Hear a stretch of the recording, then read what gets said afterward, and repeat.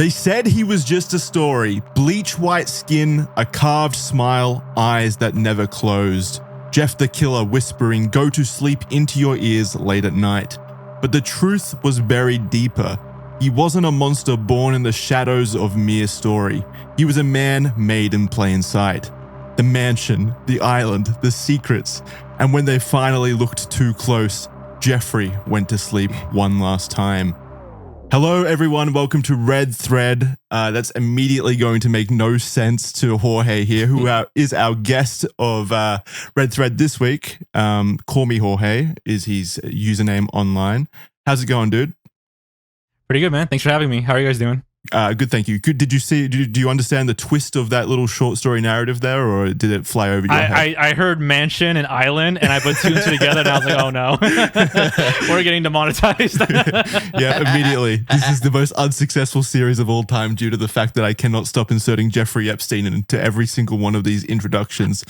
I didn't think you were actually going to name drop him. I wasn't going to say it, but yeah. Well, I'm fine with it's already over and done with now. People already know. We've done this a million times by this point of inserting Jeffrey Epstein into the narrative of every Red Thread story. Why stop now? But this episode and many others, in fact, all of them apart from one, are not about Jeffrey Epstein. They are, in fact, about internet mysteries and weird things out in the world. Cryptids, cults, conspiracies, all those kinds of cool things. So I thought no better guest than to have you on the show. It's a pleasure to have you here. Would you like to tell the audience specifically what we are going to be tackling today?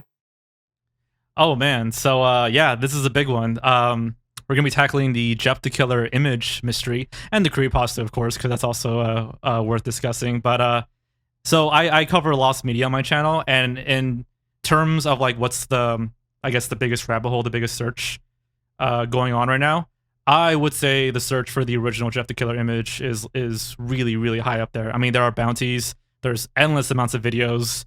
A Discord server, like a subreddit just to find mysteries. Quite a handful of documents. So this is actually like the largest manhunt on like lost media at the moment, in your opinion? There's quite a few going on right now. There's a few, but like this is up there. I think this is like the next big hunt.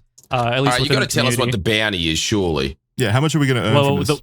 Once we find, oh god, dude, it's like $11,000. Last I checked, it's like 11,600 and something. So Jordan, that's USD. That's about 500,000 Australian dollars, probably. Oh my god, that's incredible. We can make a lot of money. An eighth of a house. Yeah. No, that is pretty big for lost media. I mean, that's just money put up front from. I'm assuming it's like crowdsourced money, right? There's some money from the community. I think Scare Theater put 1,000. Strangely, the thing that started people submitting bounties for this thing was Mudahar from Somorny Gamers. I think he made a few videos on the topic, and then at the end he's like, you know what, I'm putting down $10,000. If you could find the original image, $10,000. And people added 1,000. People added 100. That's so I think cool. someone threw in $1 just for funsies. Like, imagine being that powerful. Every bit counts. Yeah, imagine being that powerful, like Some Ordinary Gamers, though, Jordan, where you just put down 10K on this bounty just like that. Yeah, like you're a sheriff in the Old West or something. Who's putting down bounties anymore? It's so cool. I love this. It is really cool. I love this this subsection of the internet based around like lost media, like what Jorge is talking about here, where people go out of their way for years, decades even, with this granular focus on trying to uncover the origins or uncover the existence of certain things that may or may not even exist in the first place. It's like a level of dedication and extreme scrutiny that I just find like just so impressive, that people are able to dedicate their lives, or a portion of their lives anyway, to uncovering that kind of thing. And the amount of what would you call it? Like online archival of these things. Yeah, sleuthing as well as just like the information that they compile online about it is just, the rabbit holes are so impressive to go down, basically. It's so funny because like these are like the most like inconsequential, like good for nothing mysteries. Like what does it matter? What does it matter if we do find the Jeff the Killer original image, for example? There's nothing in the world is going to I'm not trying to like change. belittle them or anything. No. Like it's an insane amount of dedication, and I have respect for people who go out of the way to do this. No, I love it. I love it. It's absolutely incredible. It's a great passion that people have for these kinds of mysteries, and the passion that they have for it, like, just kind of rubs off on me. Like, I can't not be impressed by it. And it's just so much fun as an outsider to then go in at the end of their investigations, or, you know, when the investigations have reached their crescendo, and then just kind of read through it all and see how they got to the point where they did, which is why I love it. It's a very fun rabbit hole. Jordan, you, on the other hand, have no kind of experience with the internet at all, really, as a whole. Not really. So No. you don't know what Jeff the Killer is, I'm assuming. Look, I've looked at the photo. I swear to God, I've seen it. Yeah. But again, I do feel like I'm just getting brought into a police station and them saying, like, did you see this man? And you're kind of just like, I don't know. It was a long time ago. Like, that's. Yeah. I would hope not. Like, sure. I don't want to see this man. Yeah, this is another face you want to see in a police lineup. Regardless, yeah, that experience, I feel, is an experience that is going to be echoed by a lot of people. Maybe not So in it's our old audience. school stuff, It's is not. it? I mean, it's old school in the sense that it's from like 2010. That's not really that old school, but it's still. I don't know. Good Charlotte was around. You know? Yeah, I guess that is old It's school. quite a while ago. You know? Yeah, it is But quite a while it ago. is like the Wild West of the internet, right? I don't know about you guys, but I think I got home internet by like time I was like 12, 13, 14. So it was pretty early for me before it became like super modernized and serialized, I guess you could say. Yeah, I would say like. Yeah, in terms of like the social media world, don't you feel like that 2008, 2010 period was the real formative years of it? I know that it existed before that, but that to me seems like the nether time where there wasn't even a civilization being formed yet. Well, I think that's probably. To me, there's just pre-Lonely Island and post-Lonely Island. That's your It's the line of the MySpace sand. era. Yeah. I think that is the formative years for us, at least, because we're kind of like of the same generation. Well, maybe not the same generation with you and me, Jordan, but regardless, like we probably entered the internet at the same time, like 2008. Mm. Yeah. Yeah, so we had the same formative experience, but I think like most people refer to the Wild West of the internet as like the early 2000s. Okay. And Oh, yeah, but man, come on. That Wild West is just, that's just, the web is the dark web, right? Like, no, it's not the dark web. There was the surface web. There was still the surface web in the early 2000s, but it was like a lot of like MapQuest pages and shit like that, like very obscure IRC channels. So it wasn't as accessible. I feel like there was a lot more forums too. Like Yeah, a lot more, so many forums. Yeah, like Google, not Google Groups. What's it called? There was like a Google forum that was kind of popular in like early 2000s. That, funny enough, comes up in a lot of these lost media mysteries and searches. Yeah, the entire internet was basically forums at that time. Yeah. Basically, websites where you could make posts. But then social media like was invented in the modern terms in like 2008, and then the internet kind of shifted to that kind of ecosystem. You never really surf the web anymore. I don't know about you guys, but it's just all social media and emails and stuff, which, you know. Yeah. You just open up. Your browser is basically just to go to places that you have already been to. There's no browsing necessarily. It's just you open it up, go to Facebook, YouTube, Twitter, whatever your drug of choice is, and then go there. And that's all that the internet is used for, basically. Or you just Google a question and click on the first Reddit post that you see, because they'll have the answer. Yeah, that's basically it, right? That's the internet these days. That's the internet now, and that's all I know, and that's all I understand. Yes, so and you frankly, don't. This photo disturbs me immensely because it doesn't seem to slot into one of those 4 mega companies. No, this is. Yeah, I guess this is early internet kind of culture at its greatest, when these kinds of things just popped up and took a life of their own.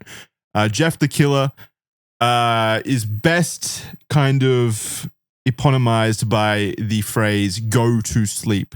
These words haunted many internet users in the early 2010s, a story that was propelled into popularity in 2011 after being posted on Creepypasta, which was a wikia at the time. Many are familiar with the legacy and story of Jeff the Killer, apart from Jordan. Creepypastas themselves have been around since the early 2000s, its origins rooted in email chains. The name itself evolved from copy and paste to copy-paste, to Copypasta and then Creepypasta, because a lot of these copy pastes were just, jump scares or scary stories, basically. So Creepypasta was the logical conclusion of that kind of name evolution.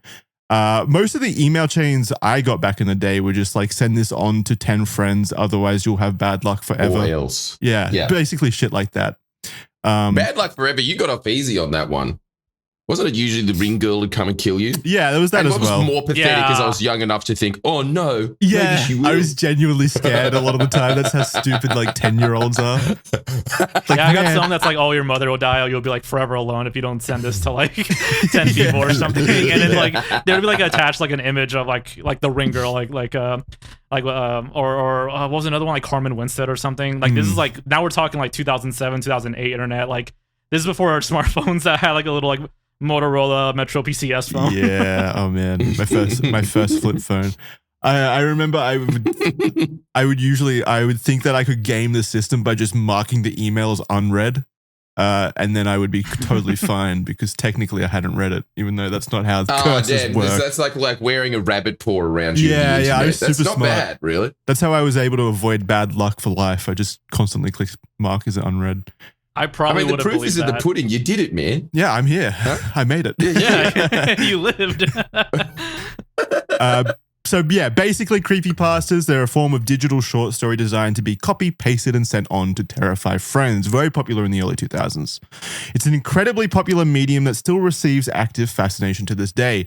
Jeff the Killer, the title of this Red Thread episode, wasn't one of the first creepypastas, but the particular story did become one of the most famous examples of the medium, most likely due to the terrifying image that accompanied the story that I'm sure is instantly recognizable to everyone in the audience. Like Jordan said, even if you don't know the story, you've probably seen the picture at some point throughout the history of your online activity, because it is used as like a jump scare thing or a meme a lot of the times, especially in the modern era. So you probably have seen the image, and I'm very sorry to the people in our audience who watch this video on YouTube and stuff, because you are seeing the image right now probably, or at some point in this video, and you will probably be scared by it if you've never seen it before. So very sorry about that. Pass this video on to 10 friends. Otherwise, this is Jeff the Killer guy will show up and kill you. We'll get you. Yeah. So you've seen it probably. You probably know what it is. But yeah, he wasn't one of the first creepypastas. Definitely not the person, not the story that created the creepypasta medium. But when you Google the words Jeff the Killer, or if a friend does send you the image randomly, you will immediately be confronted with an up-close face of a bleached-skinned person with no nose, circular wide eyes with black rims, black hair, and a creepy stretched smile with blood-colored lips. What is it about people with no noses that is so scary? That's a great question. I never thought about that. Why? What is it? What is it about not just that empty space there? That's probably the scariest part of the image to me, is just the empty vacant space in the middle of the face. And I'm not sure why. You know what, for me? That's the part that freaks you out the most, huh? Yeah, the eyes are fine. They're just like cute little raccoon eyes, and then the smile is whatever. Like I've been to England. I've seen bad dental before, and my own teeth, actually. Yeah, but so I know what to expect there. But no nose is just weirdly terrifying. I was about to bring up that the eyes are the thing that get me, and we'll get to the origin of the eyes later, because that's also kind of a thing that I think people were able to trace, like where the eyes specifically came from. Yeah, which is a pretty funny conclusion if we're thinking of the same thing. That is incredible. Yeah, I'm pretty impressed by that. The fact that they've got like a body part down pat. It's like having the fingerprints. Well, it's hard to say for sure, because it is just like a circle with a black dot, right? But they were. It's pretty convincing. I can't remember if it was in the script or not, but yeah, they were able to track down the eyes to my knowledge. Yeah, I think so. I think it is in the script. We'll get to it eventually. Cool. That is if we're thinking about the same thing, because the Jeff the Killer rabbit hole goes extremely deep. So there is a lot of different things. So yeah, the story itself, the story of Jeff the Killer, isn't groundbreaking literature, and that is to put it lightly. The writing talent isn't anything to write home about, but that did not impact the spread of the story across the internet. It tells the tale of a young 13-year-old Jeff who, along with his parents and his brother Liu, moved to a new town. The family are immediately met with drama, with Jeff and Liu encountering 3 bullies that threaten them with knives. Jeff ends up beating up the bullies, who report the attack, and Liu ends up taking the blame for it and gets taken by the police to juvie.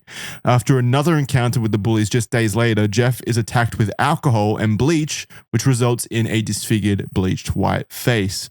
This is the turning point in Jeff's mind.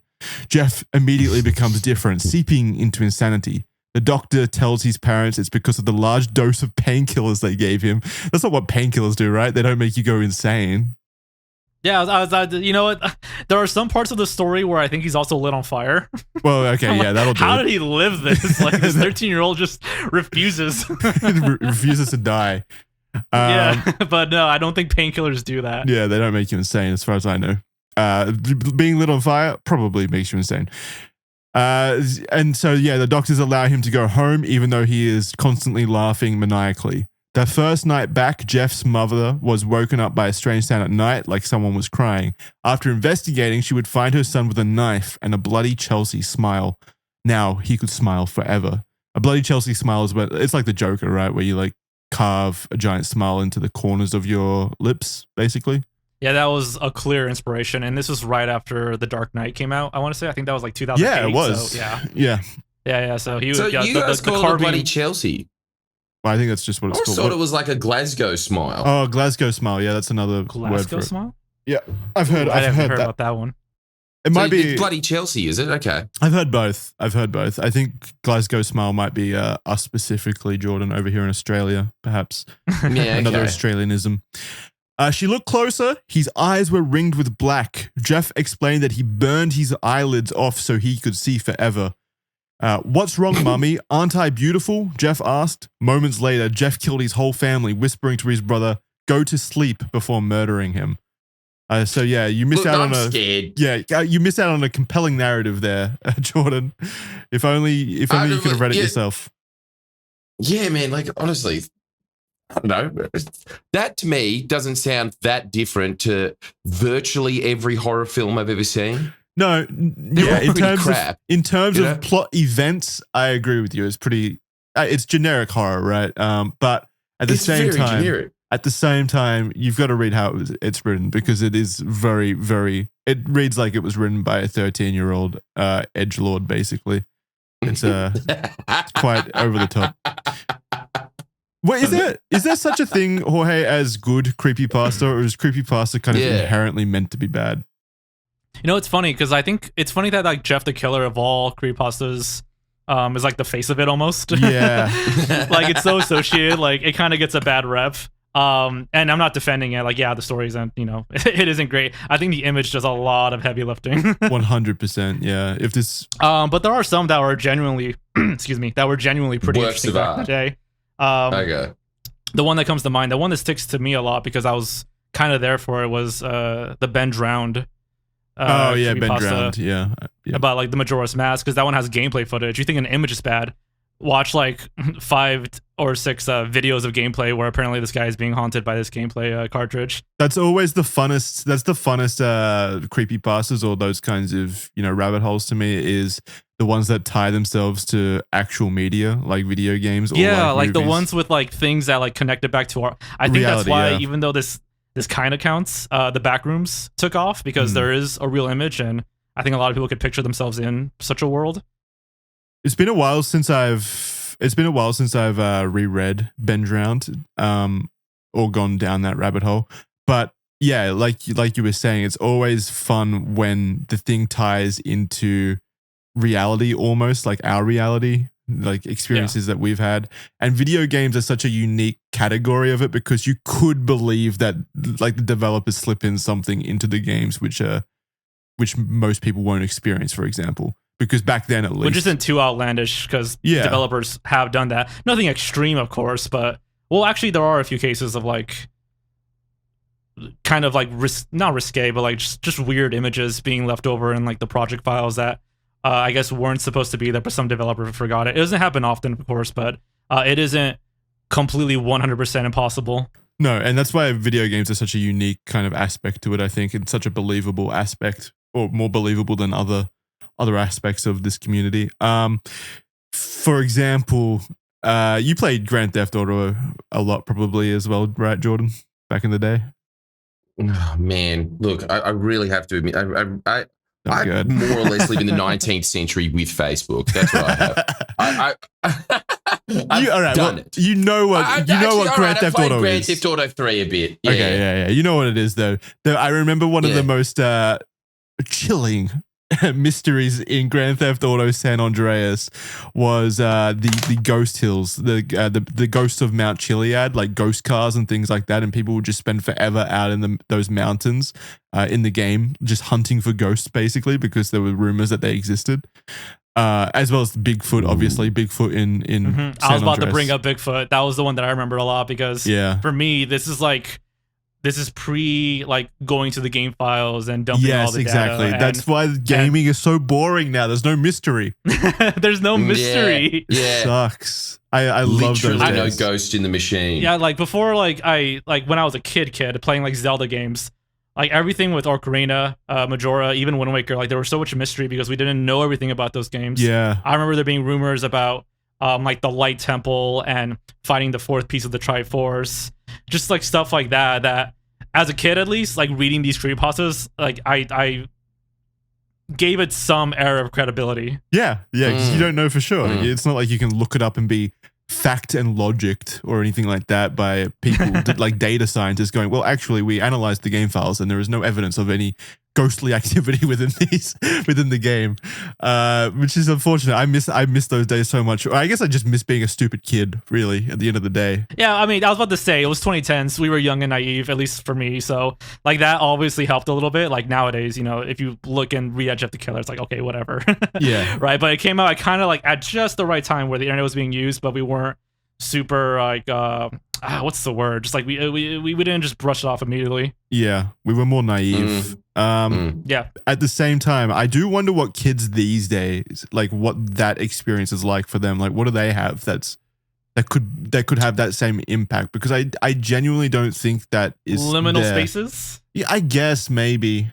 Yeah, but I only really ever see people our age talking about liminal spaces. But maybe that's just because of the circles I run in. Maybe analog horror. Maybe that's like the thing. That's another one that I even see like my little like siblings talk about. Do they believe that it's like real though, or is it just fun horror? That's a good question. Because I know like the Backrooms, that was like 2019. Yeah. Am I tripping? Was it that recent? Sounds about right. I'm not an expert. You'd know more. And that led to the whole liminal space phenomenon. That led to like Dreamcore, and now we have analog horror and ARGs and like the Walton Files and stuff like that. So I think that's their version of creepypastas. Yeah, I guess. If I had to guess, if anyone wants to correct me, go for it, because I'm honestly out of my element here. We're aged out of that. Yeah. Yeah, unlucky. Giggling to yourself, Jordan. You've been aged out of it for 20 years, my friend. You're long gone. Dude, you guys, you know what that was? What? That was just sitting in a physics lecture at university, being like, "Dude, I'm in an arts major. Like, I shouldn't be here." Well, that's why you are here. You're kind of like the uneducated audience member, basically. Yeah. You're like, which wouldn't exist. Everyone watching this right now would know exactly they what know, you guys are talking about. You're actually right. You Everyone in the audience just be knows more than speaking you. French. Yeah, it's incredible. It's honestly, I'm very impressed by you boys. Okay, so you're the trope then. You're the character in the show that everyone in the audience can point and laugh at. Basically, you're the comic relief. Yeah, I'm the comic relief. There we go. We've nailed down your character arc. That's good. That's important. Yeah, we need someone to laugh at. It's fine. Sick. I'm Jack Black. Mad. All right. So again, Jeff the Killer, not the best written piece of literature, but it's undeniable that Jeff the Killer didn't have an immediate impact on the internet and the subculture that was forming very quickly around the concept of creepypastas. It even spawned more and more derivative creepypastas form around what I'm calling the JTKCU, or the Jeff the Killer cinematic universe, over the years that would follow. These were created by fans across the globe who sought to add their own creative spins onto the preceding work. They include such artistic classics as Jane the Killer, Jeff the Killer vs. Slenderman, and Homicidal Liu as some of the more famous examples. What? Okay, so All right. Walk us through it. What is homicidal Liu? I was about to say I have not heard of that until I read this. I was like, what the hell is homicidal Liu? So I believe the story, the plot point of that one, that side story is that Liu becomes homicide. He survives his encounter with Jeff the Killer, and that in turn makes him also homicidal. So he chooses to then start killing. Stand into the eyes of madness. Yeah. And then the isn't he abyss like stand 10? back. Yeah, I mean, but Jeff the Killer himself is like 14 or whatever, right? He's also We just keep going back and back. Like they just get younger and Yeah, younger. yeah, we're We're gonna like have preschool babies. serial killers. yeah.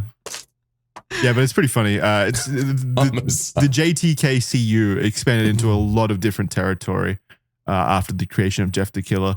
It kind of has that SCP vibe where, you know, it's kind of people come in and start writing their own stories based off that universe. That's basically what's Yeah. Same thing happening with the here. back rooms. People made like levels and like different beings and like a whole like lore to the back rooms. Like it started off as just an image and about liminal space and being trapped in Yeah, it's a no clipping area, continuation and then of people built on it. Yeah. a continuation of the whole fan fiction subculture.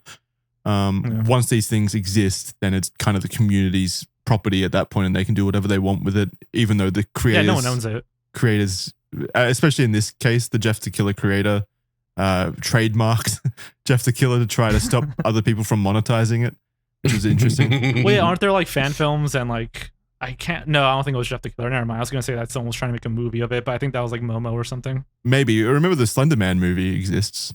That's a great example of that. And then the stabbing happened, and Yeah. people were like, "No, don't upload this, or don't release this." Yeah, which is it's Slenderman's a very interesting one. We've got a video on Red Thread already about Slenderman that you guys can watch in the audience if you're so interested. So yeah, this is all well and good. Jeff the Killer is something almost everyone knows about, but does anyone know how it started or where it came from and what the source of the image is? Well, that's a more complicated topic, a topic spanning years of vigorous investigation and effort by internet sleuths and lost media experts alike. It's a story that has twisted and turned through multiple revelations, and those invested in the origins of Jeff the Killer have created millions, that might be an over-exaggeration there, have created millions of possible theories. I don't know about millions, perhaps slightly less. There's a than that. handful. Yeah. Handful. Maybe 10 theories. 10. So far off. As is the case with many topics on Red Thread, this is still, and my fiance, the researcher of Red Thread, who writes these documents for us, she wanted me to put this point in here specifically because she felt bad. This is still a developing story with breakthroughs and discoveries occurring as time marches on. Even now, within the construction of this document, events have occurred that have produced new theories. We'll do our best to cover everything we can in a reasonable time, but there is undeniably a lot of information and history behind this image, even if ultimately we still don't know where it came from. And luckily for us, we also have an expert on the topic with us today to kind of fill in the gaps if there are gaps in the document. So I'm very happy to have you here with us for this one, Jorge, because I couldn't think of anyone better, honestly. You are... Yeah, what a guide. Yeah, you made the video that really kicked this all off in terms of, people taking it more seriously. Like it was a thing before Which your is weird video. because like I didn't like break any new ground in that video. Like I just kind of wanted to talk about it because I was like, oh, this is way deeper than I thought it was. Because even Same. before my video, there were like people talking about it. Like the mystery has always kind of been around, but like again, we'll get to it with Sessoir and and his reasoning. I think people were just satisfied, and then once like it just kind of like once I don't even know how to phrase it. Like I think once people realize no, there's still a lot more to it. It goes further and further back. Right now we're gonna start in the 2010s, but we're going back and back in terms of years. Yeah, it just spiraled out of control. Yeah, it's. I didn't imagine the rabbit hole would go as deep as it did upon reading this document. Like I knew there was a manhunt underway because I had seen Some Ordinary Gamers video as well as your own video 3 years ago about the topic, so I knew that there was a rabbit hole. I just didn't know the extent to how deep that rabbit hole went. Yeah. Jordan, I'm going to throw it over to you right now to make your prediction on how far back the image goes and perhaps your own theory, just before we even start, just a theory on how it was created. Here's my theory. Mm-hmm. I think that this was made at exactly the same point that it started to become popular in 2010. And I say that purely because it just looks like a standard emo kid to me. I don't think there's any they've Photoshop. gotten rid of the nose. That's it. Yeah, none at all. None at all. That's your theory. Very unfortunate disfigurement without being born without the nose, and that would cause somebody to turn into madness. I think that the circular eyes probably are real. The mouth looks a bit fake. Yeah, okay. The corners of the mouth, at least. The corners of the mouth have been somewhat exaggerated. Yeah, where they've been blurred into oblivion, so you can't see any granular you're talking about like details. that distortion? Yeah. Oh, yeah. I mean, but it does look very emo era, doesn't it? It looks like something from 2010. I mean, it's very clearly extremely photoshopped, let's put it that way. The corners of the lips are smeared into oblivion using like a Gaussian blur in Photoshop. I can immediately tell by the pixelation into a smile. So no Glasgow smile there. That is just Photoshop. Whereas the raccoon eyes, I'm not really quite sure. I don't know if they've been painted in Photoshop onto the canvas or if they're maybe being like. Do you know about the eyes? Am I just talking nonsense? No, I do know. I don't know which eyes I know about. Let me scroll down to both. Okay, I might know JTK1's eyes more. Okay. We'll get there then. Not sorry for all the build up, but like there's just so much going on. Like even like the clothes in the back, that's an important thing that'll come up later. Like the little like closet you see back there. Yeah. Well, again, if the details don't immediately emerge in the document, please do weigh in and add your additional information because for sure I would love to hear more details. All right, so. Chapter 2, The Hunting Down of the Origins. The story of Jeff the Killer begins before its Creepypasta post, which itself was actually plagiarized from a post uploaded onto Newground in 2008 by a person with the username Killer Jeff, titled, quote, "Hi, I'm Killer Jeff," which is just such a friendly sounding title. What a nice guy. Well, it continues. Attached to the post of the creepy picture we all recognized was an intro that simply read, "I'm a nice guy," which has shifted in the years. Let's say that quote, whenever you hear someone say, "I'm a nice guy," usually an immediate red flag that person is probably not a nice guy. Like the whole nice guy movement. God, so obnoxious. Wait. Are you saying that that's like an internet thing? Yeah. Have you not heard of nice guys? No. No, okay, so it's Jackson, really? I think we've been through this. I haven't heard of literally anything. Jorge is now discovering just how off the grid you are, which is impressive. Well, I'm actually kind of jealous. I thought I came to that conclusion myself. That's so bad. So it is just a massive meme. I sound resentful, but it's because I'm jealous that you don't know what nice guys are. They're a very obnoxious group of people online. They're basically incels. Who believe they are basically incels before they turn bad. Yeah, they believe that they've been denied vagina essentially because women only go after, tough guys or mean guys. It's that kind of guy. You know, the guy that they only go after dicks and they are a nice guy in their own head. See, this is something that that's incredible. I've always noticed anybody that ever goes out of their way to say, "I'm nice," it's just like, I don't believe you immediately. Don't you reckon? Yeah. Particularly the word nice. Yeah, which is hilarious. So there you go. It's just a whole thing. Sorry, go on. It's very, it's the hypocrisy. It's very hilarious, which is why I think you are actually a nice guy, Jordan, because you go around calling yourself a piece of shit constantly, like a mean man. Yeah, I mean, but facts are facts. Come on. Deep down, there's a nice guy in there, Jordan. While I sit here twirling a gun, you can't see, but that's what I'm doing right now. So Jeff the Killer. Okay, this is cool. Like, I'm really glad that you guys are here. Like, it's. Thank you for the education. No, this is information. Well, and this whole thing, this is like all internet lore. Like this is all like online just investigation and stuff. Like there's a lot of internet lore here. Yeah, a lot. Yeah, he's gonna be inundated. He's gonna turn into a nice guy by the end of this. It's gonna shift his personality. You're gonna regret signing on to this episode of Red Thread. It's gonna change your entire life. So the origin of "I'm a nice guy" right here. No, I don't think this is the origin of that. Post. It's just unfortunate phrasing, maybe. Okay. Yeah, because it's like the guys who like Just I was gonna say it's like the guys who like hold a door open for a woman. Yeah, and are milady. like, why haven't you fucked me yet? Like, Yeah, exactly. It's those kind of guys. Yeah. Yes, yes. People that haven't grown up beyond like, end of high school kind of mentality. So Jeff the Killer went on to post the original image multiple times onto 4chan, attempting to propel the story into popularity. There also came a YouTube video uploaded by the channel Cessia. Is that how you pronounce it? Cessia?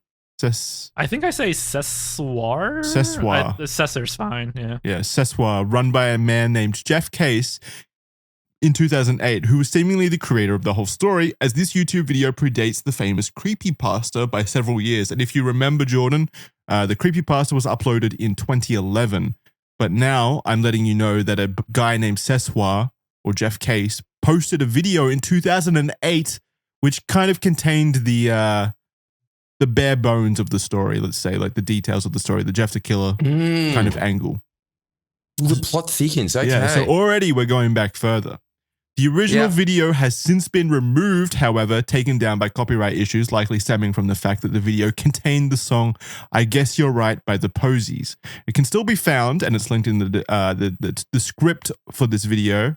If you're in the audience, you can go down to the description to find the script and all the research, which includes the sources, as well as vital links like this. So it can still be found, although seemingly not exactly the same as the original. Many to this day don't know that Sessoir was the origin behind the story itself, at least the bones of the story and the character, and he has continued to argue vehemently that he deserves credit for creating the story. In Sessoir's original story, Jeff, an adult, is disfigured from an accident while cleaning his bath, where he slipped on a bar of soap and acid covered his face. You guys ever cleaned your bath with acid?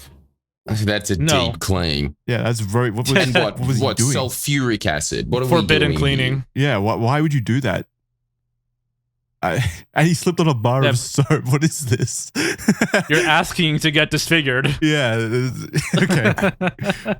This was written by a man who's never cleaned a bathroom in his life. This is different from the 2011 version that would follow the video years later, as that particular story involved themes of bullying as opposed to bathroom accidents. Bathroom-related accidents. So good. I will say the 2011 version is marginally better than the 2008 version, considering the fact that there were no slipping on soap bars, which caused disfigurements. One of the rare instances where the sequel improves on the original. Yeah, definitely. exactly. 100%. Yeah. There is also minimal talk of the whole family in the 2008 version, but it also included Liu as an adult brother who was very successful with women.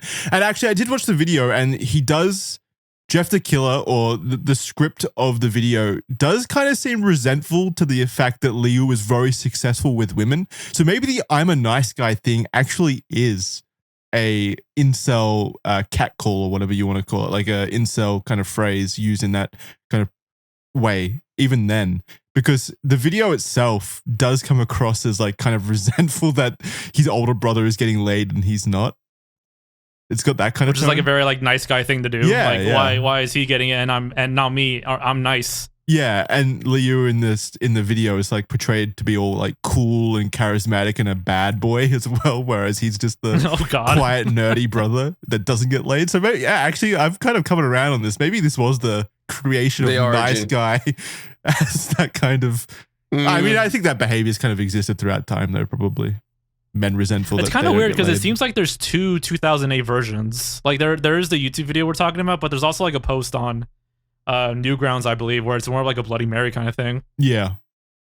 Do you know if that came after the video or roughly around the same time? I don't know for sure. I'm pretty sure they're both 2008, so it's kind of odd just how many variations there are. Even then, before like the well-known Creepypasta, and then it was narrated on YouTube, and that's like the version most people know. Yeah, what's undeniable is the 2011 Creepypasta version is the one that propelled the entire story to being well known. Yeah, but I swear there's also like a Bloody Mary kind of version. Yeah, it could be. Yeah, so the 2008 version of the story is somehow even worse than the 2011 version, but ultimately the 2011 version took the DNA from the original and expanded on it to create a more fleshed out story. Arguably not a good one, but still a better story than the 2008 one. However, it would appear that Sessoir is at least correct in his argument that the 2011 version was created from the bones of his concept without giving the original YouTube video credit. The earliest publication of the 2011 version, by the way, was posted by a user by the name of Game Fuel TV on November 21st, 2011 on the Creepypasta wiki, where it was then eventually removed for failing to meet quality standards, but not after amassing a cult following who spread the story. So I was thinking about this, Jordan. We should like maybe for Patreon members or something, we should do a dramatic like retelling of the story or whatever, like a dramatic reading of the story, basically, you and I. Oh, very happy to do so. I think that would be hilarious. I did not that'd be great. What's also great is how the hell can that be removed for failing to meet quality standards? That's what I'm saying. How is that possible? Yeah, I don't know. Well, that seems very likely. The story isn't that great. I'm not sure where the bar is, but yeah, that seems reasonable. I mean, yeah, there's going to be quality standards, but there's so many creepypastas out there still on that website that are maybe not just as bad. Maybe this does hit that new level, but still, I don't know what the quality standard is for creepypasta. So in like the creepypasta phase, there was a thing called I don't know if I can say this, but there was a thing called shitpastas, where it's exactly what you would expect. Like it's like just like the most like horrible stories written by 10-year-olds. So I guess it might have qualified. I'm sure for that. there were also stories that were intentionally bad too. Like yeah. You see, it's kind of shifted in recent years. There's it's moved to like subreddits. Like, have you seen like 2-sentence horror and things like that? // I have 2-sentence actually, yeah. horror. And then there's like derivatives of that, like shit 2-sentence horrors and stuff, which are like just the dumbest versions. I actually haven't read that, but that sounds really funny. I don't have any examples offhand, but yeah, I mean, they're hilariously bad. Obviously, the latter is intentionally bad, but there are plenty of stories in 2-sentence horror that are just like, oh my god, someone actually thought this was scary. I can't remember the story hilarious. off the top of my head, but there was one that like my buddy told me that he had to like narrate for his channel. It was called like The Block That Killed Me or something. It was so like clearly like a shitpasta, but that title alone was like, what the hell? I gotta look this up. The Block That Killed Me 2-sentence horror. Oh no, it was a shitpasta, not a. Oh, it was a full 2-sentence horror. shitpasta. All right. I don't even know it's online anymore. Like again, like we're talking like 2012 or something. I wanna find. Oh, I'm not finding anymore. It might have been like long gone. That's lost media right there. But I swear there was The Block That Murdered Me. I think that's what it was called. I'm looking at 2-sentence horror again. I love going down this rabbit hole. So here's an example, Jordan, of bad. 2-sentence horror. So basically, it's people trying to take horror concepts or make basically two sentences scary. Basically, it's an art form.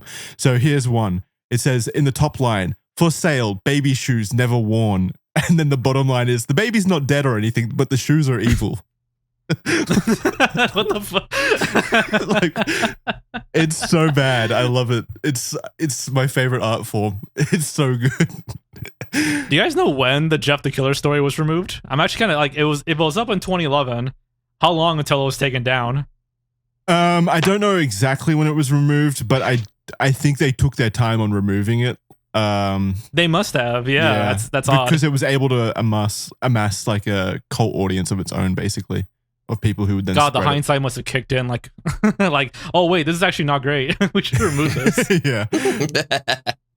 Once they realized it involved like a minor getting, like shot and acid thrown on them or bleach or whatever the story was. Yeah, I don't know why they removed it. They say quality standards. I don't know if it was like because it was controversial for young people killing or being disfigured. I doubt it. If I remember correctly, like anyone could submit a story. There was, I was actually kind of surprised that there was a bar to me, because there are some pretty awful creepypastas out there, like Jeff the Killer. Yeah, 100%. So Jeff the Killer has spawned many fans who have expressed their admiration through fan art, cosplays, and even rewrites of the original story as we've gone on. But it was also heavily criticized, especially over the years, as people realized it just wasn't very good. As previously mentioned, the 2011 version of the story even got removed from Creepypasta Wiki as it didn't meet the website standards. It had originally been left on the website as it was considered a pretty iconic story, but other users were not happy about this.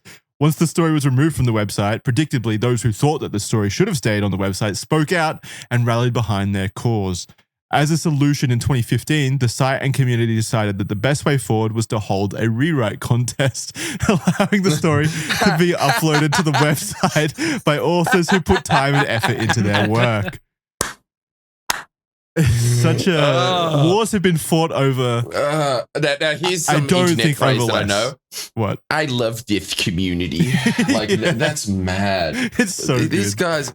It's great. Yeah. This is like kind of like oddly beyond me. I did not know there was a rewriting contest in 2015. I had no idea. Yeah, I don't know how popular it was. We're about to find out. With 5 judges and a total of 15 submissions, the winner was an author named Banning K 1979.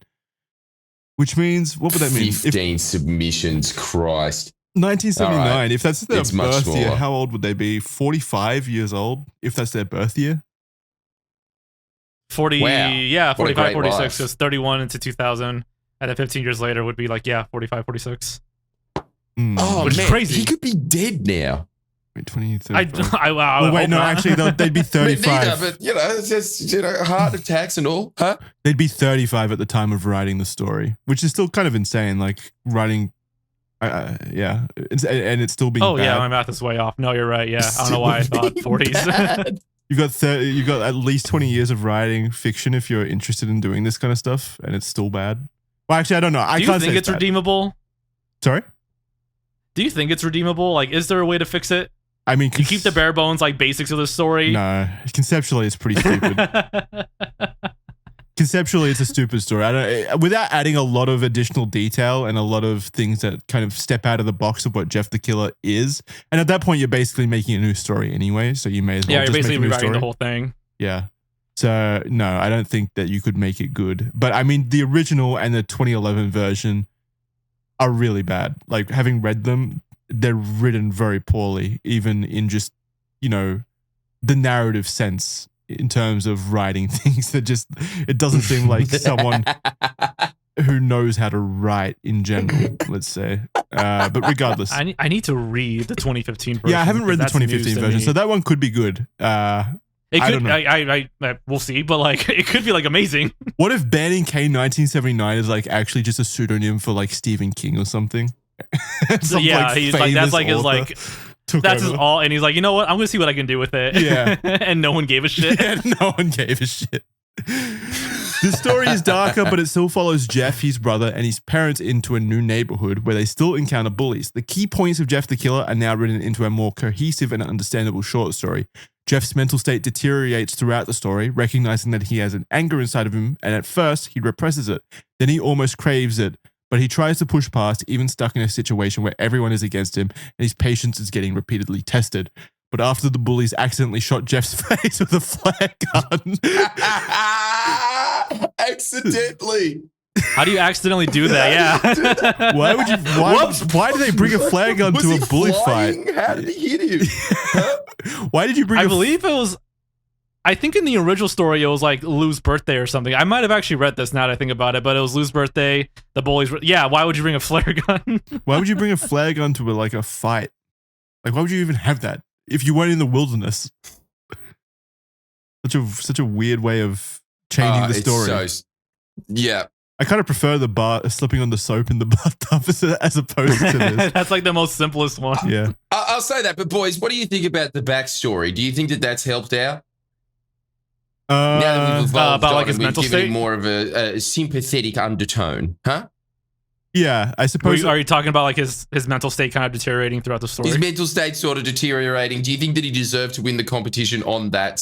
/ do you think that's what it was? Because the flare gun's not doing him any favors. Yeah, if I was a judge, I think the reason it won is because it turned Jeff the Killer into a more sympathetic character. That's what I think too. I think that's like, damn, I feel bad. He should kill his family. I can relate. And when was this again? Like 2015? Yeah, Breaking Bad was in. It was that whole thing of just like, it's the anti-hero. Yeah. Yeah. He's a villain that I can relate to. I can change him. Yeah, maybe. Yeah, you guys are right. This is like a really fun rabbit hole. Yeah, you'd love more of this That's creepypasta stuff, I reckon. Yeah, it's great. This is now the official Jeff the Killer story to many, which is an interesting way to handle art in general. Just change which the official version is based off your own preferences. Jeff the Killer has evolved over the years, the official story changing a few times, with many other variations available to read. So to recap, as best as we can tell it, there was an original 2008 video and post by Cessier, which were then taken and rewritten by, presumably, Game Fuel TV in 2011, and ultimately the community itself chose to rewrite it into a 2015 version. So, there you have it. The origin of the Jeff the Killer mystery solved. I'll take that $11,000 right now, please. But what's that? The video length. Oh my god. There's still more. The red thread will go on much longer. Unfortunately for us, we haven't even scratched the surface on the true mystery of Jeff the Killer. Where on earth did the picture come from? That's right, the picture, the horrifying image that has intrigued internet sleuths and fans of the creepypasta for a long time, with each discovery adding new details about where it could have come from. And this really is just the entire mystery, right? This is like the bread and butter. This is like the real thing. I don't think there's much mystery about where the story came from, or like, I guess like all the different versions of the story are like kind of interesting, like just to see how it's evolved. But like we're talking like an F to like an F plus, like yeah, I don't think I don't know if there's like a true definitive version. I guess there is, but you know, it's sorry, I know this is off track, but now that you bring it up, I don't know anything about the American schooling system. Is it possible to get an F plus? No, because F is just you can't fail. Get an F plus. F is just. Oh fail. yeah, I guess you're right. Yeah, I didn't even think about that. You know what I mean, though. I thought D was a little too high. I was just wondering if it's like a figurative speech or if it actually is a thing. No. Because I've always it's not actually. Like, I can't recall ever getting an F plus. No, well, you can't because F is just fail. You can't fail with distinction. F is just fail, so you can't get it. But this is the. But I don't think Jackson, in Australia, we don't get the A, B, C, D, do we? Hang on, does it just go A, B, C, D, F? There's no E. We for some reason I'm not the guy to answer this. That's a question for God. We skip E. Yeah, wait. What system do we use here? I know my limits as a YouTuber. Okay, yeah. I'm pretty sure. I did get in high school. I did get A's and B's. Did you? Yeah. And then university is obviously distinctions and such on, so forth, and so on and so forth. Yeah. Yes. As someone who went to university, you guys don't have the A B C D F system. What do you guys have? I mean, it sounds like Jackson had it. Yeah, I didn't have that. Maybe Queensland has it, and I think I just don't. had a sticker that said "good job" or a sticker that says "needs more effort." Either good job or bad job. That's way more relaxing. You went to the school that was just a caravan at the back, like a trailer. Good job, Jordan. Yeah, man. Oh man! You were given a smiley face or a frowny face? I was in the special school. Crap. No, actually, you did go to an art school, didn't you? You went to like a more cultured school. Yeah, but that was high school. So I was more thinking about your elementary school because my most of my understanding of American school comes from Arthur the show, and I'm not even sure if it might be Canadian. I'm not sure. Okay, wait. You're right. In primary school, I'm pretty sure we just got rated on like passing they weren't even really tests. It was just like, yeah, did a good job basically. But then in high school, it moved to like the grading system of A's and B's for me. I was about to say, I don't remember that being used in primary, but like it was forever ago. I think middle or high school for me is when they started using A, B, C, D, and F. How did this even come up? What's this got to do with Jeff the Killer? Because I was grading the stories. Nothing to do with it. He just used the phrase F plus, and then it just like triggered. Again, just an image of Arthur getting a bad mark and going, "Oh man, I don't want to show my mom." And then I had to ask. Yeah, right. Yeah. I don't know why I said F plus. That doesn't make any sense. Like, congrats, you failed, but not as bad. Failed good. You were good at failing. A solid attempt. My entire like history with the grading system is just like ranking videos on YouTube, basically like S ranking videos, tier lists. Yeah. That's you became I thought you were talking about the star teacher. system. That's a throwback, like the 5-star system way back in the day. Yeah. It's a got flawless stars. system. No. Oh. Did I just imagine someone saying stars? No, on YouTube, yeah, you could rate videos. Yeah, We're like forever ago. There was a star system. Oh my before god, you guys are veterans. What the fuck? Really? You're a YouTuber. you don't remember that? You've been a YouTuber since like 2010. Oh, it's pathetic because you have to understand, in my mind, I'm not a YouTuber. In my mind, I'm an ABC Kids 3 host. I barely think the internet exists. Yeah, it's impressive. So I'm always impressed by YouTubers who don't know about the internet. It's like your entire job. It's where you exist, and yet you don't know anything about I'm it. impressed by it too. Honestly, I don't know how the fuck I've gotten by this long. It's really weird. But yeah, you I don't know how guys I made it this far. really understand your medium. That's how impressive his life is. Yeah. No, I'm actually low-key a little jealous. Like, that's kind of cool to be that disconnected. Yeah, put no effort into it, basically. Just existed on the internet and was wildly successful. Yeah, unaware while doing it, but it's incredible that you guys have got this incredibly extensive knowledge of the entire culture that is the internet. I don't know if it's that Well, impressive. I wouldn't say the entire culture, because we're talking like that's like back in the early 2000s and even kind of the late 90s. That's way There's a lot of before internet. my time. Yeah, that's what I'm saying. Like, you're basically internet historians, you know? Nah, You get it. to some degree. To some The older degree. I get, the more it becomes. Yeah. Internet historian. Yeah. It's cool. But back onto topic. So the picture. So where did the picture come from? Well, so there are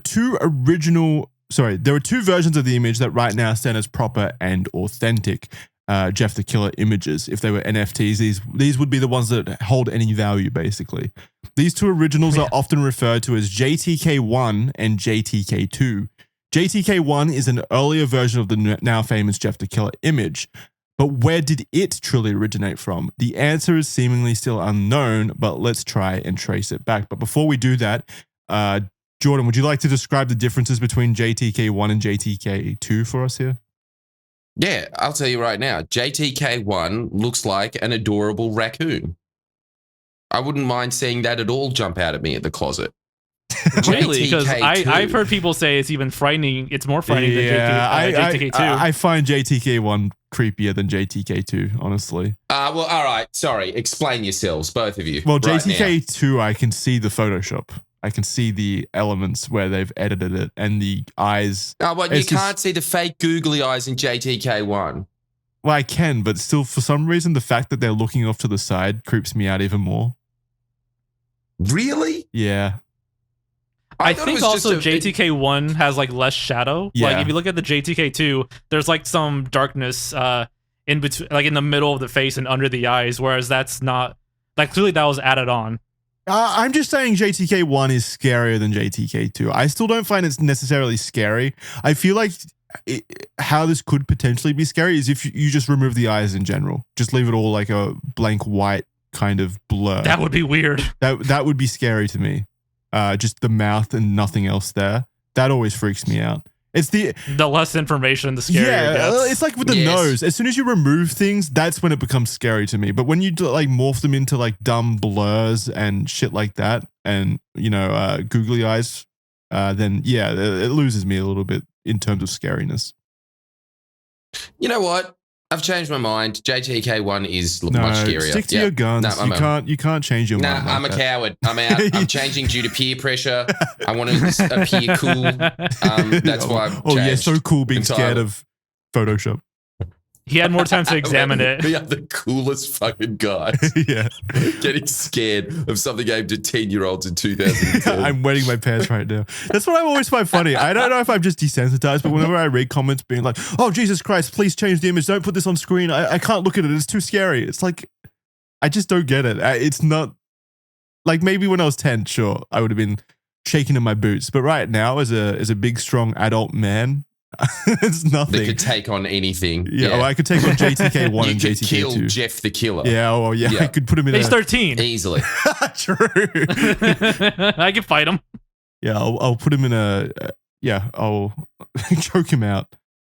I think I'm also desensitized, but like I've seen the image way too many times where it doesn't like hit me anymore. Yeah, but yeah, that could I'll be be it. the first one to admit, as like a stupid like 14, 15-year-old, it scared the hell out of me when I first saw it. Yeah. Well, all right, but like, come Maybe. on, like, what are we just saying that all images that you ever see on the internet now you're not scared of? You're just that 4chan-y at this point. 4chan. Oh no, I've seen this image like enough where it doesn't even like hit anymore. Oh yeah, no, this one specifically. But is there anything that you see that is within your realm of expertise that does give you a bit of a? Ugh?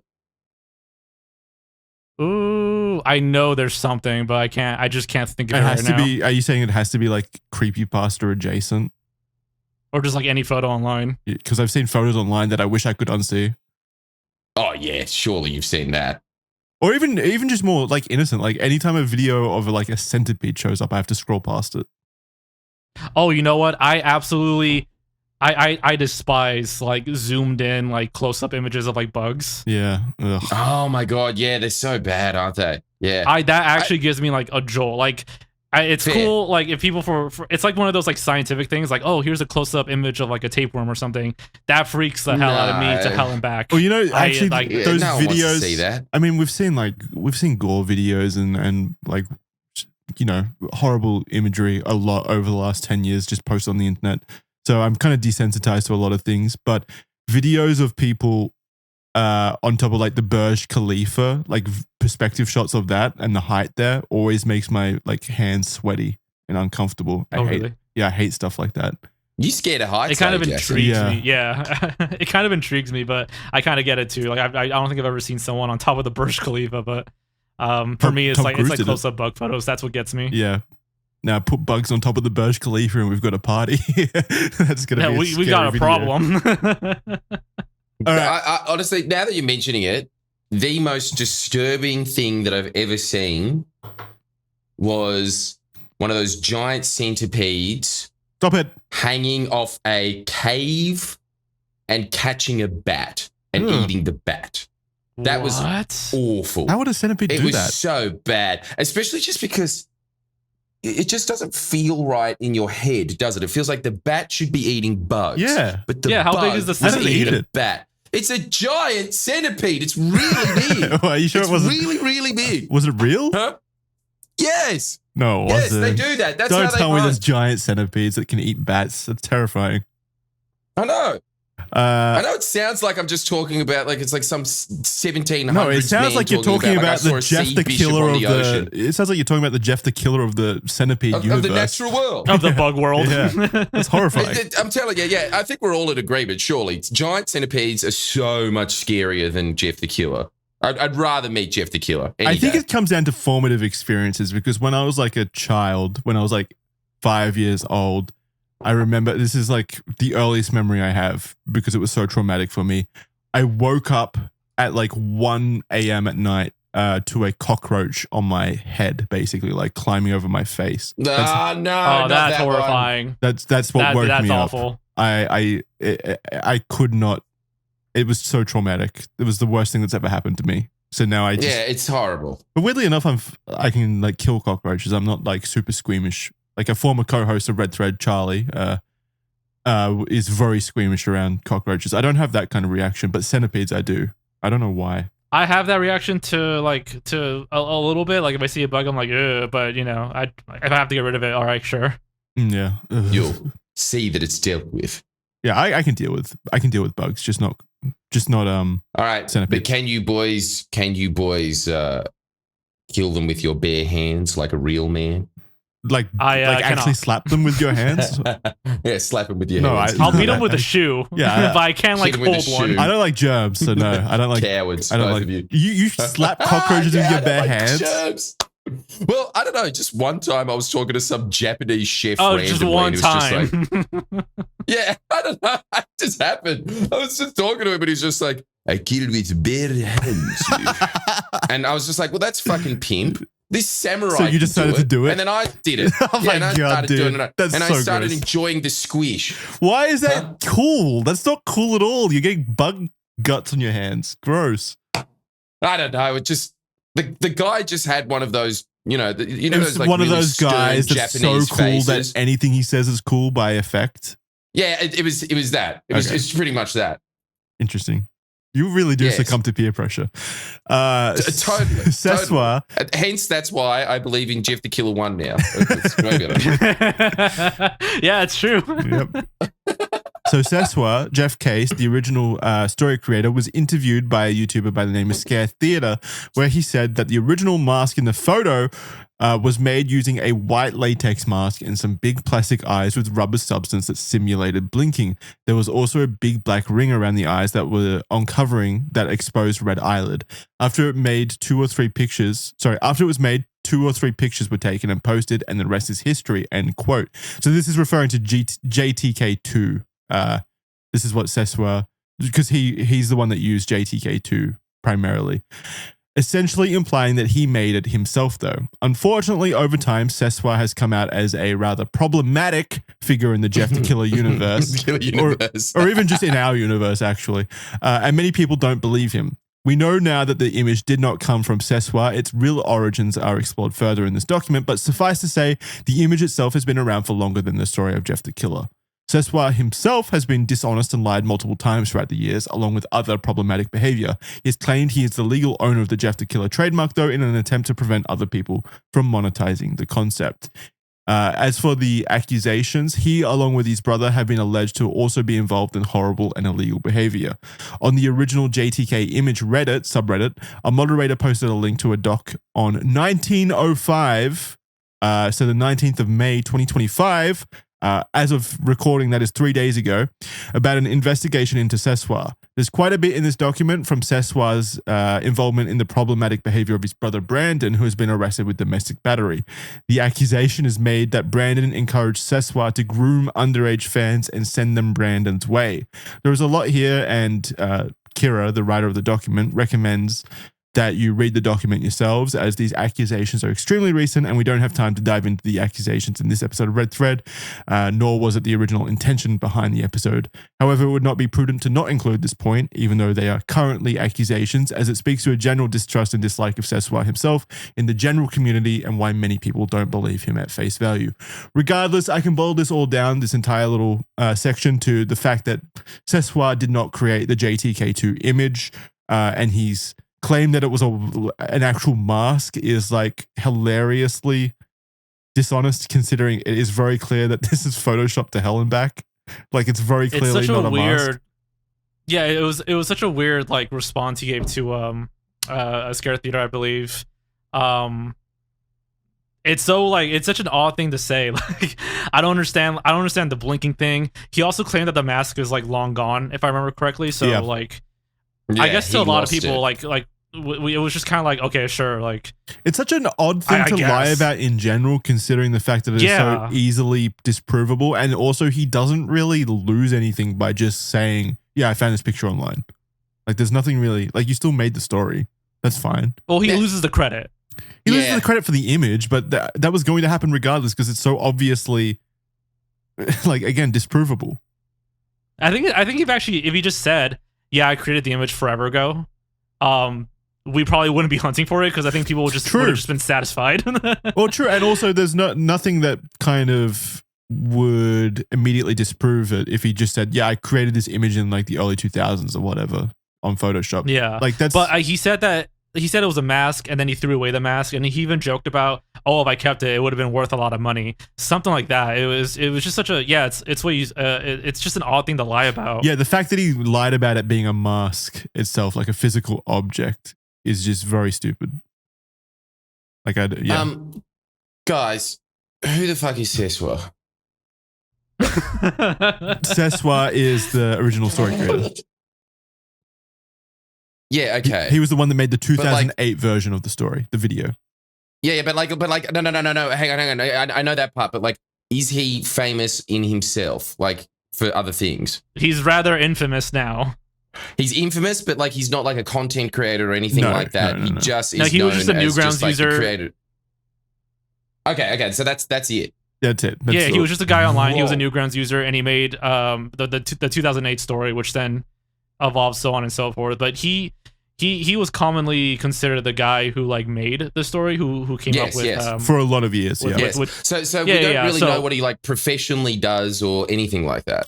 He's just an online user, if memory serves. Well, I'm sure people have doxed him. Again, we know his name, and we've seen, it seems like we've seen his brother's criminal records. Again, I haven't looked too deep into the accusations and stuff. I urge people in the audience to do that. It seems like they know details about his life and who he is. We know his name, Jeff Case, for example. So there are aspects of him that we know about. But in terms of what you're asking, Jordan, he's not like an internet celebrity or a figure online in any capacity beyond just the Jeff the Killer mystery. Okay. Wow, I can't believe that this is just it's such an entity. And that was very interesting. Now on to the next paragraph. Seamless. All right, so one of the most prominent theories we need to explore is that of the image being of a woman named Katie Robinson. This was one of the biggest and most widely believed theories surrounding the image for a while, up until like 2019, you said, right, Jorge?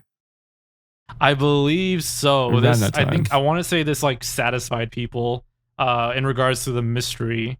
But yeah, we'll get into this one because this is a big thing. Yeah, so the story extends back to 2008 when Katie Robinson posted an image of herself onto the 4chan board called B or /B, which is basically for people to post random pictures onto. Have you heard of the B board, Jordan?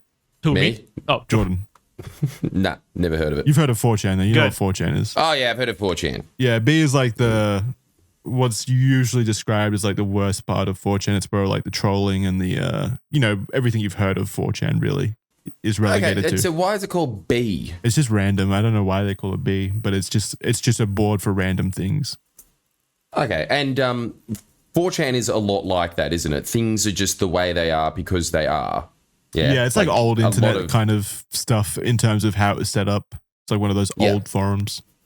Yes. The unique thing with 4chan is that it's completely anonymous. Right now, you can go on and post anything without having to sign up or make an account with your email or anything.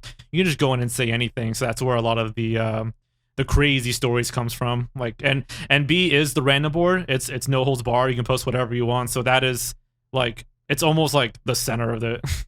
Yeah.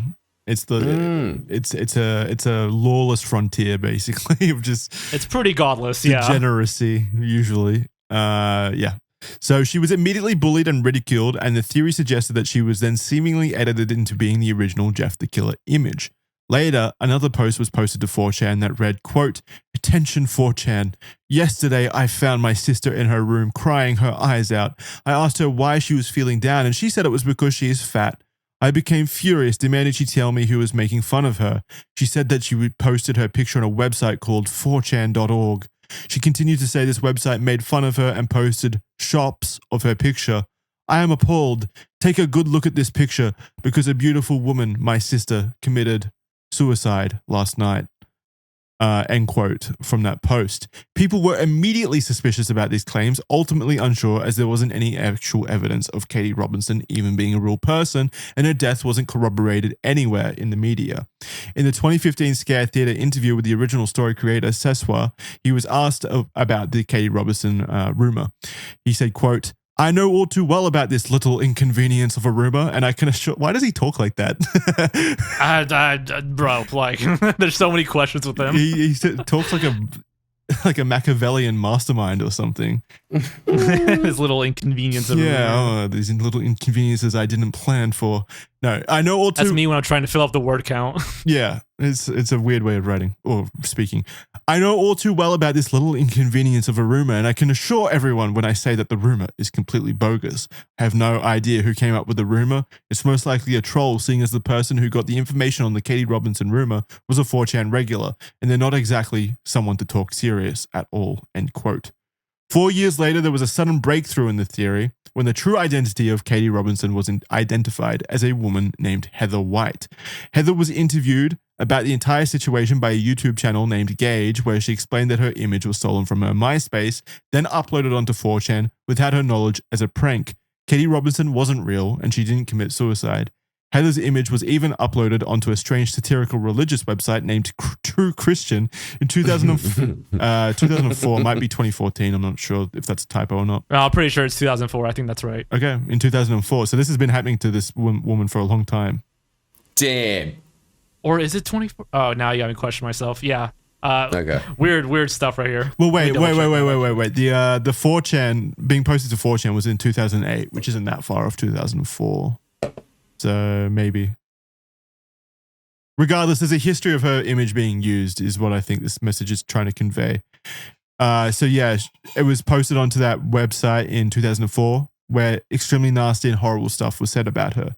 The story that the image was Katie Robinson, born out of simply wanting to pull a prank and bully another person and their appearance, has been debunked. There's nothing that suggests that 4chan was involved in the creation of the original Jeff the Killer image, and the original image does not seem to be based off Heather White's picture. But yeah, this was the prevailing theory for a long time, right? For a while. When you looked up like like threads and videos way back in the day about like the origins of the Jeff the Killer image. Yeah, Katie, quote unquote, the person named Katie Robinson would come up quite a bit. And if you look at the images, like the angle of the head is kind of similar. Maybe like where the hair is, like where it kind of divides, looks roughly right. But again, at this time we had nothing to go off of, so I think people just settled with it. You know what, 4chan, that's blame them. Yeah, I mean, that's a lot of internet culture in of itself. Is a lot of things come from 4chan, and they do. There's a lot of situations where I don't know. A lot of creepypastas are from 4chan. Yeah, I believe the SCPs exactly. were. Ben Drowned, that was all on 4chan. The back rooms, I mean, a lot of the grifter, like there's a lot of them. Yeah, so it's not entirely unbelievable that 4chan had a hand in creating an image that would then go on to become It's not outside viral. the realm of possibility at all. So I think people just saw that. They saw the angle of the face, and just went with it. And I mean, it is in line also with what 4chan, their history with fat people and photoshopping fat people on 4chan. And yeah, I mean, if they were trying to like bully in quotation marks this woman, then yeah, this seems like a pretty 4chan kind of thing to do, is to Photoshop her into a Jeff the Killer kind of, aesthetic. But regardless, there's nothing to suggest that actually happened, and no proof that the Heather image is actually the original JTK files. And yeah, the angle is the same, sure, but like very little else, in my opinion, leads itself it's into big being stretch, the same. Yeah, it's a stretch. Yeah, so. But then something interesting happened. There was something called NNN, and then a bunch of, I think those are Chinese characters, are they not? Or no, they're Japanese characters. Jesus, you can tell the difference? I think they're Japanese. I think they're Japanese, because like we'll get into it, but like the NNN special broadcast is like an urban legend in Japan. This is like, so before we get into it, like the NNN thing, that was a real big breakthrough, because we're about to find out that this is enormous. This video and this appearance of the Jeff the Killer image predates the creepypasta. Exactly. Like now we are heading back in time, but yeah, we'll get into it. So NNN and a bunch of Japanese characters after that, also called the NNN Special Broadcast, was a video uploaded on the August 2nd, 2007 that quickly gained traction on YouTube. So again, August 2nd, 2007, remember that. When digging further, it was discovered that the video was also uploaded to another website even earlier on June 17th, 2007. NNN Special Broadcast is a Japanese urban legend, the concept being about a broadcast that airs at 2:30 a.m. with a scrolling list of names, almost like a credit scene, but it ultimately finishes with these words, "Tomorrow's sacrifice," or something similar of the sort, with the insinuation being all those listed will die the following day. Unless you forward it on to 10 friends, probably, since that's always the theme. No, I don't know. But regardless, the video mimics this urban legend, and at 4:11 in the video, the image of Jeff the Killer shows up, specifically JTK2. So this is the one that Seswa was claiming was his own and that he made out of a mask. That specific one with the kind of like raccoon eyes. Yeah, so this was massive. The video is a fan-made project wanting to take the creepy Japanese urban legend and bring it to life, adding other scary imagery as well, which included the image we know now as Jeff the Killer. It is not believed that the creator of the video is the creator of the image. Rather, it is believed that the creator of the video sourced the image from elsewhere.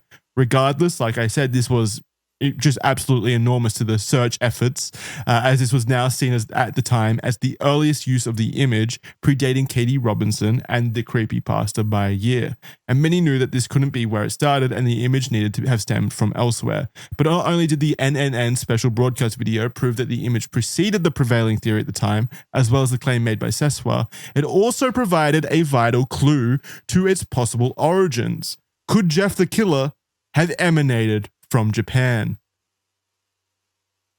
I guess that's just so like I said, like up until this point, the Katie Robinson thing, even though it was debunked, I think a lot of people weren't like really searching anymore, because it was almost a dead end, and people, even if it was debunked, there are people that still believe that, right? Like they're just not going to be up to speed. So the discovery of the NNN special, it was a video from 2007. And towards the end of the video, you see the Jeff the Killer image. Whoever made the video like edited in there, and it predates Katie Robinson. It predates the creepypasta. It predates Seswar even saying that like it was a mask. Like it was so bizarre to find something that early use the image. Yeah, it was just so weird. And I think it reinvigorated the search because now there was more to search for. Well, now all the theories were basically dead in the water. Like it was open ground, and now people had impetus or the idea that the image could have existed even further, like even earlier, basically. So the search. Well, even earlier, and also even from somewhere else. Like no one considered Japan as a source of all things. So it was a super weird discovery. It really is such an interesting phenomenon where everything good comes out of Japan. Everything. We should have known. We should have known as soon as we saw Jeff the Killer that this is. You're talking about the image or the mystery? Just everything, yeah.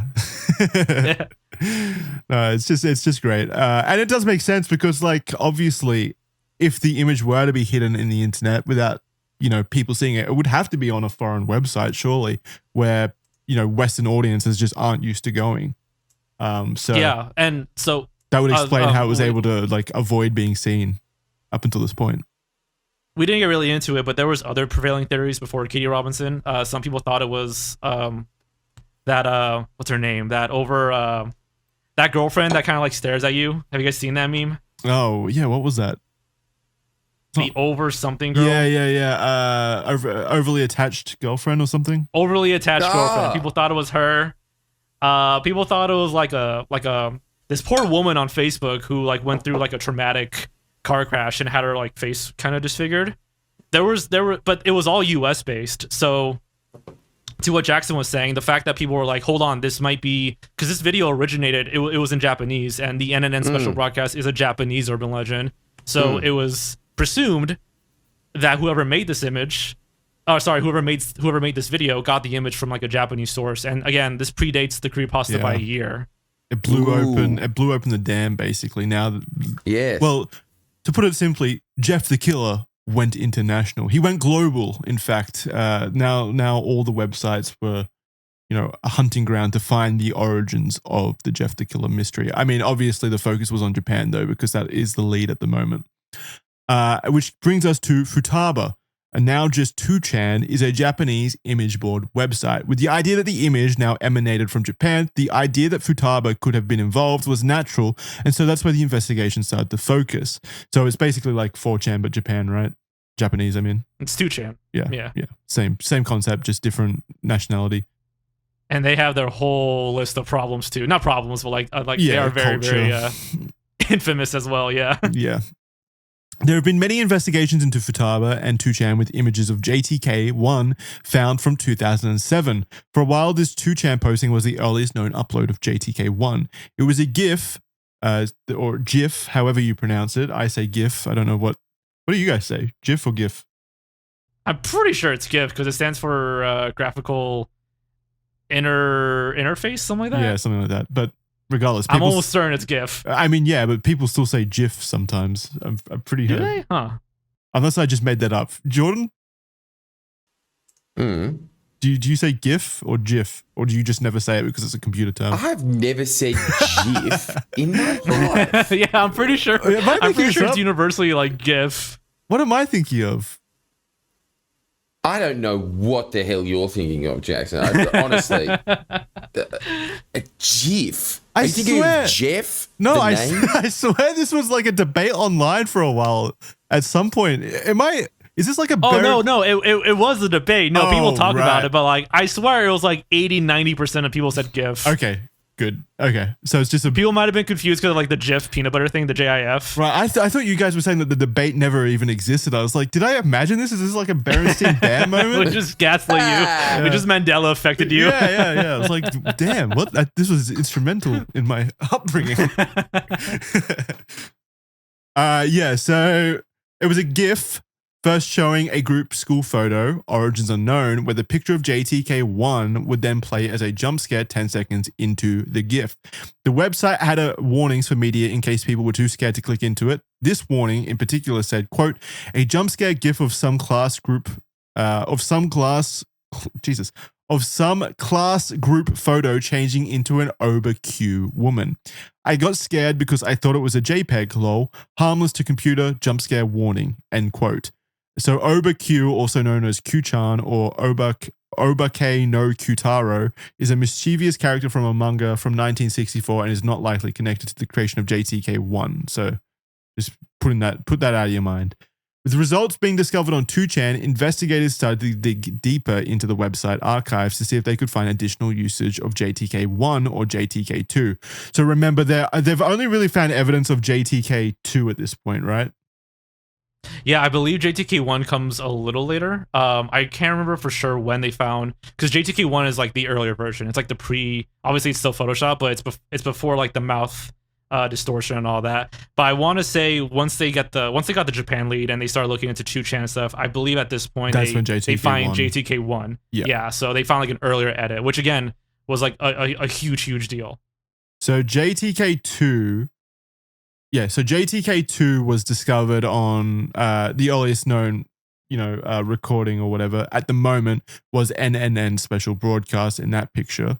But then when they went on Futaba is when they kind of found the existence of JTK1. So up until that point, they had never seen JTK1 before?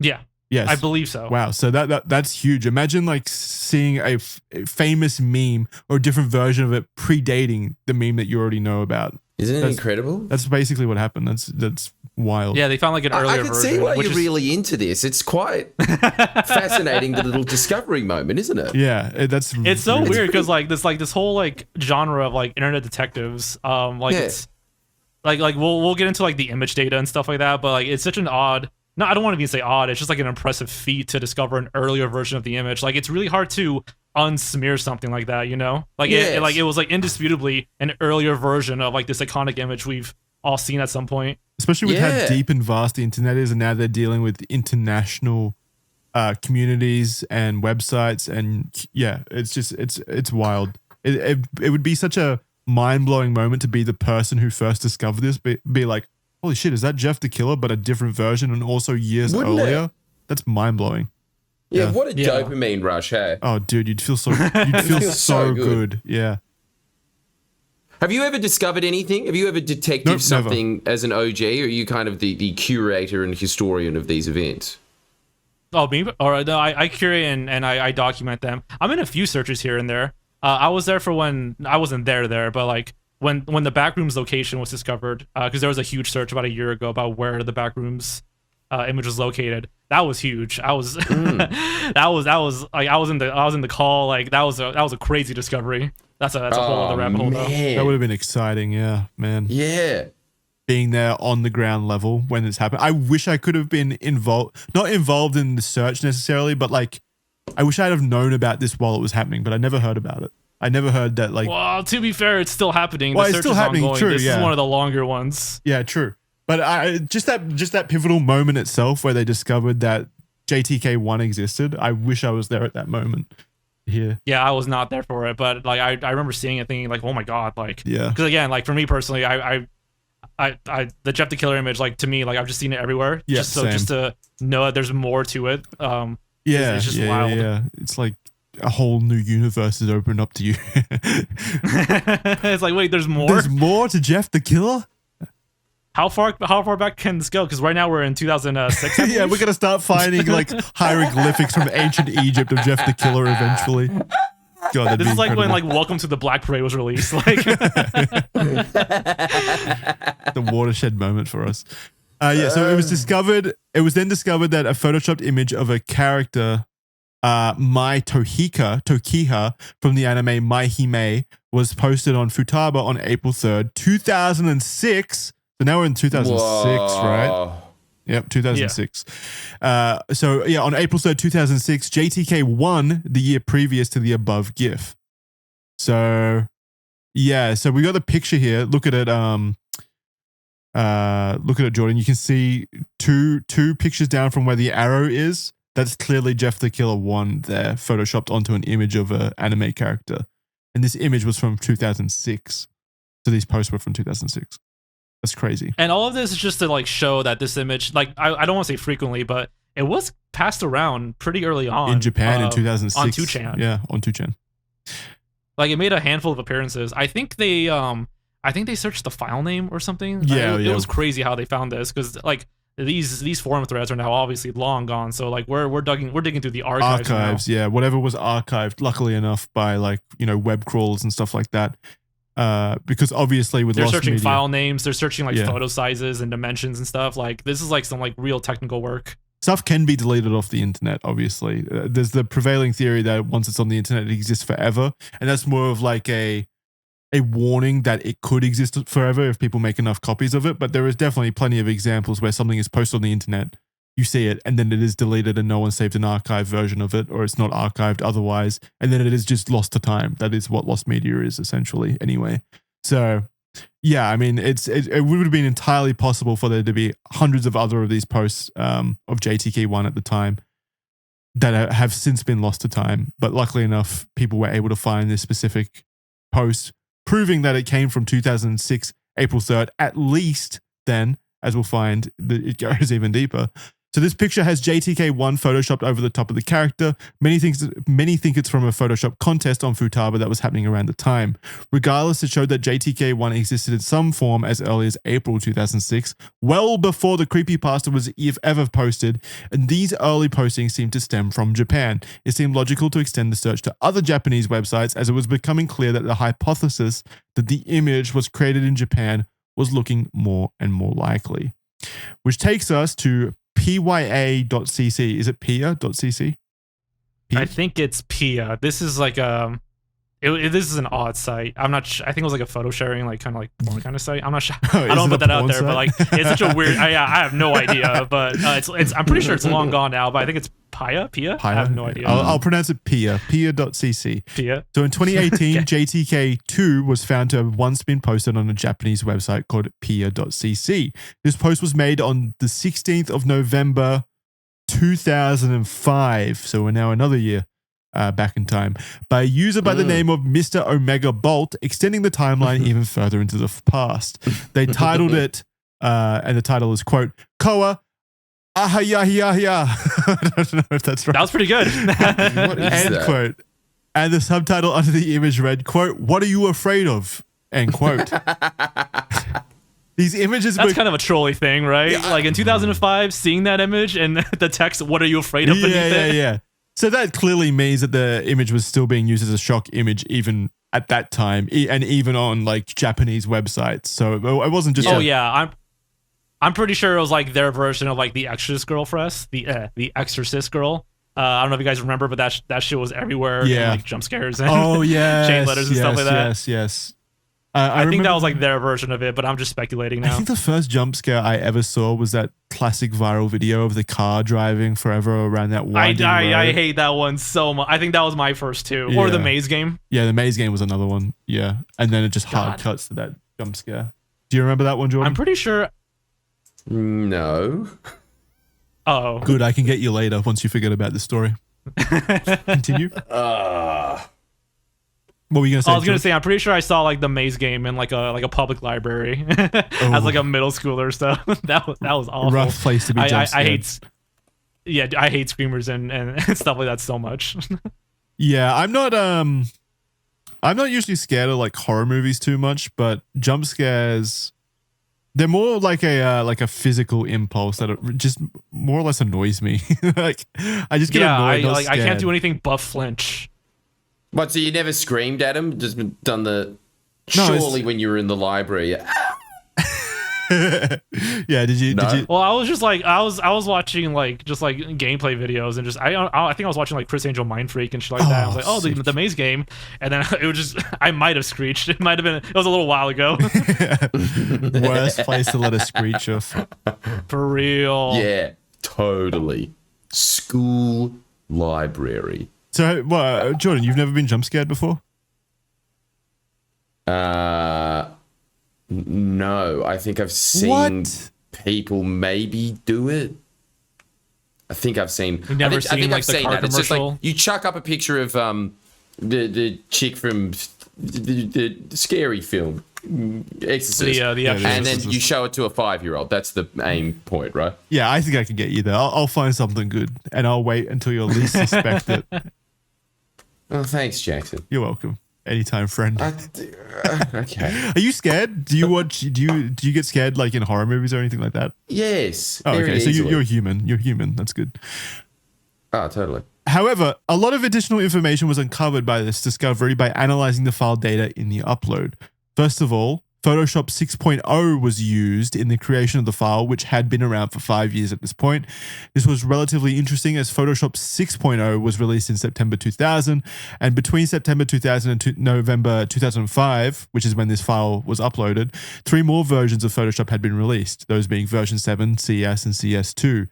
So it seems to suggest to me, at least, that potentially this put the time frame of the creation of the image much earlier than 2005, but ultimately after the year 2000, because an earlier version of Photoshop was used. Yeah, I was going to say, I don't know if whoever made the image did it in 2000, because they would have to be using the newest most up-to-date version of Photoshop, and it was probably expensive. Yeah. It's likely he just had an older one lying around, because this is before subscription. Yeah, it doesn't determine anything conclusively, but I think 3 versions. Which is annoying. I don't know. Regardless, it does put the creation after the year 2000 at least, so we know that.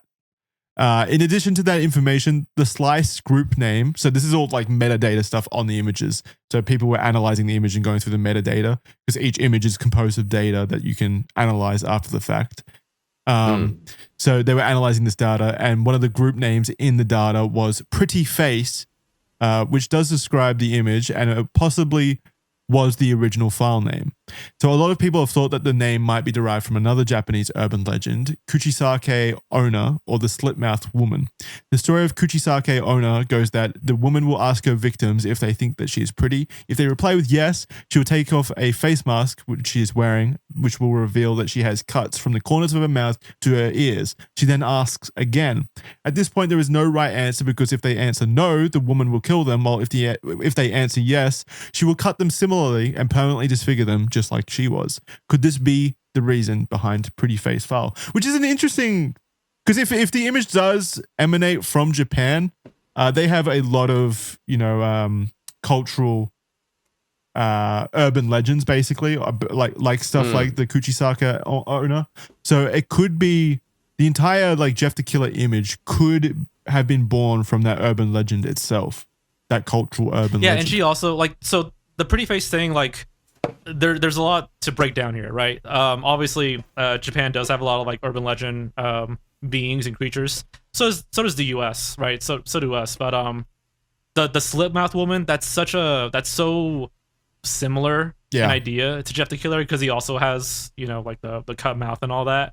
And then with the name Pretty Face, so 2chan, from my understanding, 2chan had these photo shop contest thing called Make Me Pretty.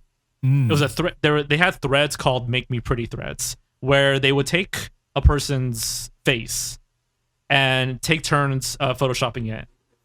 Right, so I would Photoshop it, and then another Anon would Photoshop it, and then another Anon, so on and so forth, until it's completely disfigured and unrecognizable. Right. So the fact that the file name said Pretty Face, some people thought it was also alluding to those threads they would do back in the day, the Make Me Pretty challenges, which if the end result being JTK1 or JTK2. Right. Okay. So that name is super interesting.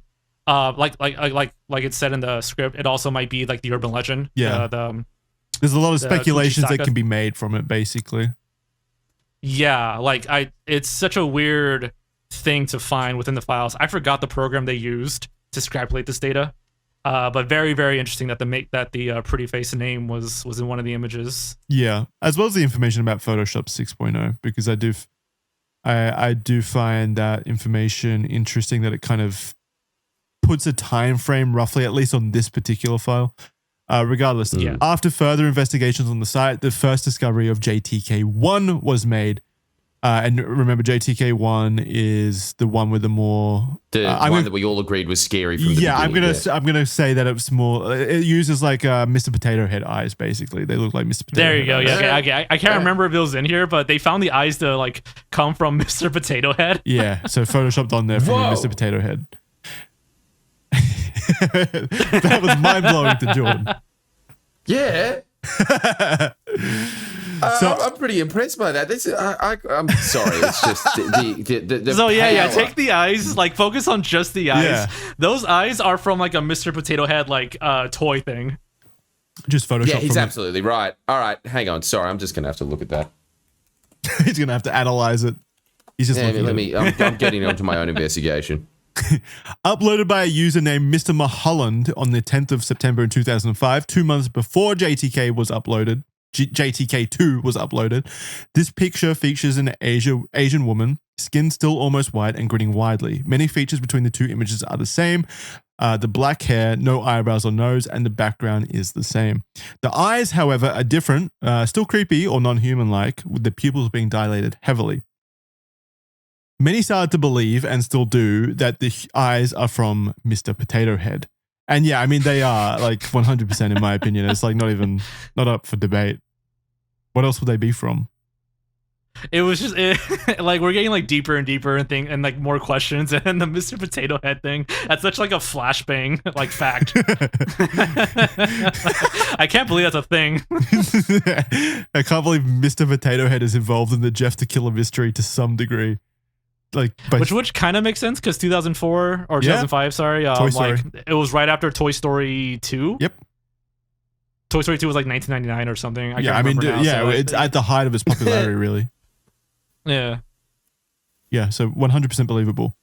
The title of the post was White Powder. Due to the time frame between JTK1 and JTK2, it is believed that JTK2 was created by Mr. Omega Bolt by manipulating the already existing JTK1, which is why it's called JTK1, because it preceded JTK2.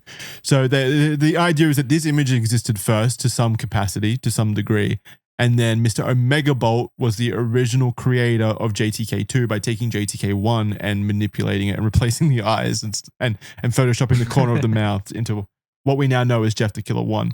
But yeah, the Mr. Potato Head version of JTK, that's JTK1, seems to be the canvas, let's say, the original kind of manipulation that would then go on to form JTK2. Impressively and importantly, people were able to track down this Mr. Mulholland user who also went by the name Miyama. They reached out to the user over Twitter, where Miyama then explained that sometime in the middle of 2005, an image began to pop up in Japan from a video of a middle-aged Asian woman who was extremely pale. It was used as a surprise image at the time and used as a meme in certain circles. It was this image that Miyama took and tweaked, adjusting small things like the brightness and such. Unfortunately, Miyama does not have access to the original image that he tweaked to create JTK1 from, and he believes that it most likely doesn't exist on the internet anymore, unfortunately. Miyama believes the video came from a show named a bunch of Japanese characters, or also called Honto Niata Noroi no Video, which translates roughly to, quote, "It really happened, cursed video," end quote. That's the English translation. Yeah. So what this series was, it was an anthology horror series which featured real cursed videos, apparently. There's like 150 videos of them, apparently, something to that degree. A lot of videos to go through. Whoa, yeah. This lead was investigated, but no one could find a similar image in any of the episodes, so it appears that this was a dead end and a mismemory of Miyama. The idea that the image originates from some sort of Japanese reality TV show is still widely believed, however. Yeah, what do you think of that, Jorge? So like the fact that they tracked him down was pretty fascinating. I think he was still active on Twitter. Like it was like the same username, so like that was a stroke of luck. Gosh, the idea that if it's from like some TV show, that gives me a little bit of hope because hopefully it's for sale. Hopefully there's some home video release, so that's kind of cool. The problem though is that Japan, from my understanding, is very A, strict with copyright, and B, not amazing with archival. The lost media scene over in Japan is like 10 times as bigger. Oh wow. Really? So I mean, like if it did come from like a TV show or an anthology series or something, then that's great because that gives us something to find. Can you just walk us through the archive? Sorry, go on. Sorry. No, go ahead. Can you just walk us through this whole ordeal of archiving footage? So are you saying that TV just assumed that they'd put it out on air and no one would ever want to see it again, and so that was that, and they didn't really keep things? Is that usually what happens, or? So I mean, there is like a lost media scene over in Japan, and I've dabbled into it a little bit, but like my understanding is that they just like archival in terms of like really, really old movies or old TV shows that they think are like historically important, stuff like that. They tend to like not, I don't want to say not care as much, but like we have a film institution, and we archive that shit like pretty passionately if we can find it. But over there, and copyright is like a really, really they take that very, very seriously for some reason. So if Jeff the Killer is from a show, like that's going to be a little hard to find. Yeah, like those expendable shows that you endlessly see in Japan of, I don't know, some celebrities doing some game where they're trying to throw a ball in the cup, and then it just cuts to like someone cutting a steak and them all just looking very seriously at it. That's just lost to time. Yeah. Unless a passionate fan or an archival, someone who cares about the archival of things, creates a hard copy of it basically on their own. Does it by themselves. Yeah. So it sounds like America and the Western world kind of has institutions set up to archive things more broadly. Well, we're kind of like that too, because we tend not to archive like game shows, for example. Like once it's up, and you know they show it, like there's not a whole lot of DVDs or VHSs of game shows, right? We tend to just show them and then swap them out for newer episodes and newer contestants. Like that's an example of like the US kind of like not like who's gonna buy like the first like random couple seasons of like Family Feud or something. Yeah, you know? but the difference is I mean, there's many situations in America where you hear of one person who then takes on the task of archiving every single episode of that particular game show that they're really invested in. Yeah. Like no, that's true. Absolutely. Terabytes. Is it the same in Japan? Like there are those kinds of passionate people that will do that? I'm pretty sure. I hope so. But I've tried to look for like dramas and stuff like that, just like for videos that I'm working on, and I can't find it online. I can't find it for sale using like Japanese Yahoo and stuff like that. Like I think they're just more or less like tighter with that kind of stuff. Yeah, it's super odd. Maybe it's just the scale of stuff, because I feel like the Japanese output of reality shows and things like that are probably larger than America. That's the gut feeling. It feels like that. I don't have any data. I'm not sure to back that up. Yeah, I don't know for sure, but it kind of feels like that. Yeah, it feels like there's a lot of shows, but maybe that's just my like out of touch kind of. I mean, I just don't know that much about the scene in Japan with their. But I always hear about just like but so many. Anytime you ever watch shows. Japanese television, it just seems to be endlessly game shows, endlessly them doing some quest, or pranks. Poorly. There's like a really pranks. not infamous, but there's a really like funny like dinosaur like prank. You can find it on YouTube, thankfully, where they dress people up as dinosaurs and they come out of it's like a very jackass thing to do, where they just come out of the door and scare like workers there. Yeah, you never know what you're gonna get. I love it. Yes, like so this lead was investigated, but no one could find similar imagery in any of the episodes, so it appears that this was a dead end.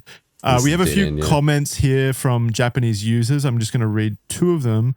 One says, quote, "The background looks like a dressing room because it is based on the captures of a variety show at the time. I don't remember what kind of show it was either." And then another quote says, quote, "I think the original was a screen capture from a variety show around the year 2000. I think it was a close-up of the end of a comedy act, and then it was further processed." So these are comments from Japanese users speculating on this original picture and where it potentially came from. Most seem to kind of agree that it came from a reality TV show. Would you say that's accurate? Who, me? Yeah. Ooh, I can't even.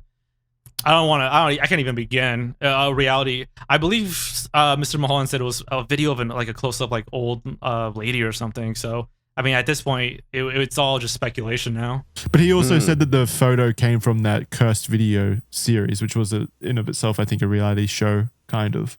Yeah. So, like, I mean, it gives me hope because, like, it must have been recorded, right? It's not completely 100% lost to time, like a random video file on some guy's computer. Like the fact that a production studio was involved gives me hope that it's somewhere out there. I mean, just the person who created the original image, like captured the image that would then be changed, has to still exist, surely. It's not that long ago. Yeah, but like finding him was like a needle in the haystack. Oh yeah, I mean, yeah, you probably have an easier time just finding the image itself than finding the person.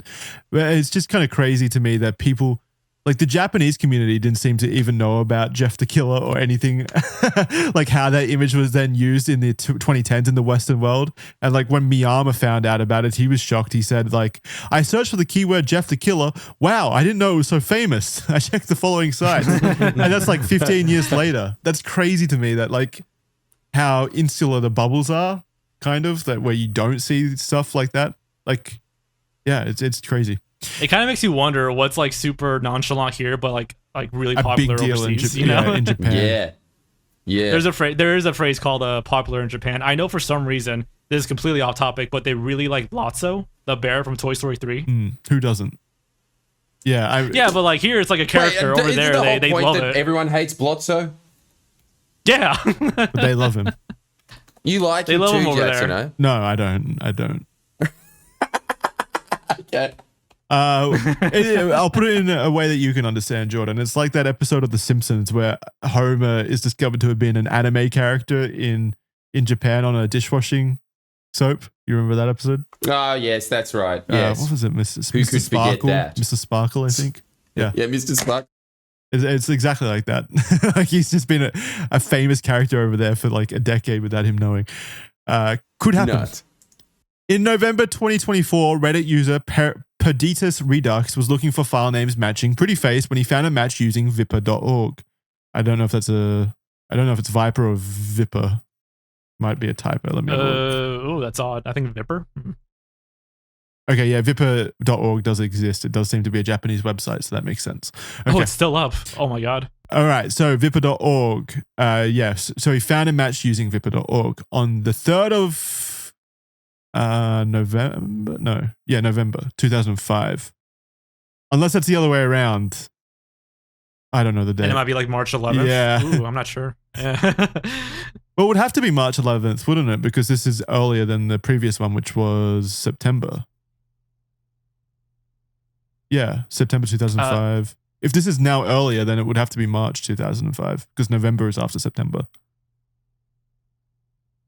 Let me see. Because like on the actual screenshot here, it says 05 11 03. Yeah. Okay. What does Japan use in terms of date and month? It might be March. Date format. The most commonly used date format in Japan is year, month, day, which year, month. Okay, so it's November. Okay. Yeah, the Reddit post says November too. Okay, there we go. So on the 3rd of November 2005, Pretty Face was uploaded with the file name VIP136334.jpg with the comment Ghost Photos. After searches were made on 2channel for this file name, a thread was found with comments suggesting the users were reacting to something visibly similar to JTK1. There was also a similar re-upload found from the 30th of August, thank you. 30th of August, 2005. For audio listeners, I'm having trouble with the way dates are written in this document. 30th of August, 2005, which, does precede September, which was the earliest upload previously. So 30th of August is now the earliest upload that we found. Comments from the thread show that people are saying quotes like, I thought it was Casper, or heart jumped out of my chest, which kind of indicates that they are reacting to Jeff the Killer 1. So this is now the earliest date that we found of the JTK 1. But it's not the earliest. The image does go further back, and our earliest at the moment of this video confirmed posting of the image was on July 24th of 2005 when an upload of JTK1 was found to have been posted on a website called FileMan. This is the earliest known upload of this image currently. You like the website name? Yes, I do. File man. It's great. It's just very early 80s Japanese anime, don't you Yeah, think? They always File have that Man. kind of thing. It's just like File Flame Man. Oh yeah, something like that. Yeah. The name of the post was, quote, "Fear of Summer Nights," end quote. And this description was something like, quote, "A celebrity before plastic surgery," end quote, or, quote, "A celebrity before the show," end quote. Which could that last one speak to validity behind the reality show theory, perhaps? I was about to say, it's very interesting that they keep referring to it, or at least twice refer to a celebrity. Like, yeah, it might be, like the screenshot might exist because it's a celebrity that the person was fascinated with and took that screenshot and edited, and the rest is history. Yeah. It does seem somewhat believable. Really yeah. And it would kind of make sense why there would be clothes in the background then if it's like a dressing room for a show or something like that. Perhaps. I would love if Jeff the Killer was originally like a Japanese celebrity, that like, would not be just insane. like a random person. Yeah, not a random That would person. be really funny. Yeah. Oh man, that would be such a nice twist. So keep in mind and the fear. Oh no, I was gonna say that the fear of the summer nights comment is also interesting too because again, from my understanding from from my brief googling and here and there. Summer to them is like October to us. Like that is when the ghost stories comes out. That's like their time to talk about spooky stuff. Like summer is like their October basically. Okay. So very, very interesting, that fear of summer nights. Like that's a unique quote. It's kind of like nonchalant first, but that would line up with how Japan is. Like right now, summertime for them is spooky time. It's ghost time. Okay. Interesting. So keep in mind that these were originally written in Japanese and have been translated. But regardless, it still seems clear that they're talking about some kind of celebrity. That much is consistent, I think. Some of the interesting comments made on this image at the time were translated and said things like, quote, "The source is the scariest." That's sources in like the source of information, not like a pasta source, for example. And, quote, "I saw this on Weibo BBS," end quote. I tried to look into what Weibo BBS was. I think it's like kind of like a messaging app or something similar to that, like a message. Weird. So it was being spread around even more, like beyond the internet. Like people were texting it to each other.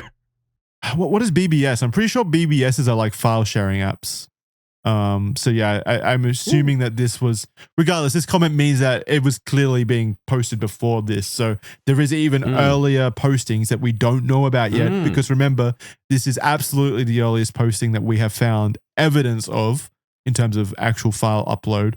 But even the comments on that post itself are talking about earlier postings of this. So there is definitely earlier postings of it. We just don't know how far back they go. Yeah. Sorry, I might have misunderstood you. Like, what did you say Weibo BBS was? Well, I thought it was like a file sharing like app. Oh, okay. I thought it was like a messaging kind of app. Okay, I was way off there. I can't Weird. find it. I can't find it, so I don't know. But I thought BBS. Because this is the first time I've heard about that. I have no idea what Weibo BBS is. I'm gonna look it up again real quick so we get accurate information. Yeah, go. That's super odd. Yeah. What is BBS on the internet?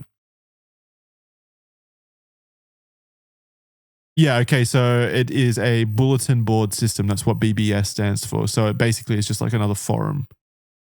Okay, so it's kind of like file sharing 2chan again. Yeah. So it's another. Oh, okay. They're basically just saying a different website where they saw it. It's basically like if someone said, "I saw this on 4chan earlier," or something like that. Okay. Weird name, but yeah. Yeah, Weibo BBS. So it's another bulletin board. But yeah, this means that it was seen earlier. This lead was investigated, but nothing else has been found so far. There were many other forums and websites that JTK1 popped up on after this time period. So after the July 24th period of 2005, like Garzo 05.chbox.jp and GameUshara.net, 2channel, now 5channel, and Pia.cc. So there's a bunch, it showed up. People have found it on a bunch of other websites since then. Just it's always been beyond July 24th of 2005, nothing earlier yet. Given the fact that some commenters on this post suggested that they had seen it before, it's unlikely that this is the original source of JTK1, and as such, the image itself is considered lost media. We currently don't know where it stemmed from or who originally created the image, but we do have some popular theories online, in particular, the Maro and Souza theory is one that we wanted to particularly highlight right now. So on April 28th, 2023, another lead surfaced that seemed to create compelling evidence surrounding the origin of the image that JTK would eventually be created from. However, an image of a woman by the name of Mariko was discovered on the Japanese image board called Gazo Box. Similarities between the image and the white powder image were noticed immediately by JTK investigators. As people began to look into Mariko, they found that she had been a net idol, which is a sort of internet celebrity and a subcategory of the idol industry in Japan, for some period of time in the early 2000s in Japan.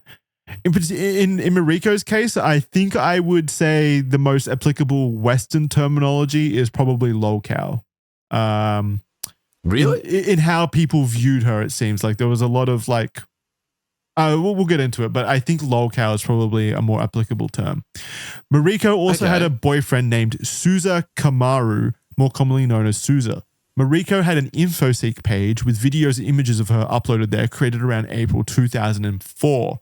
It is believed that Souza created and operated this, possibly without Mariko's consent, as the relationship seemed to be rocky.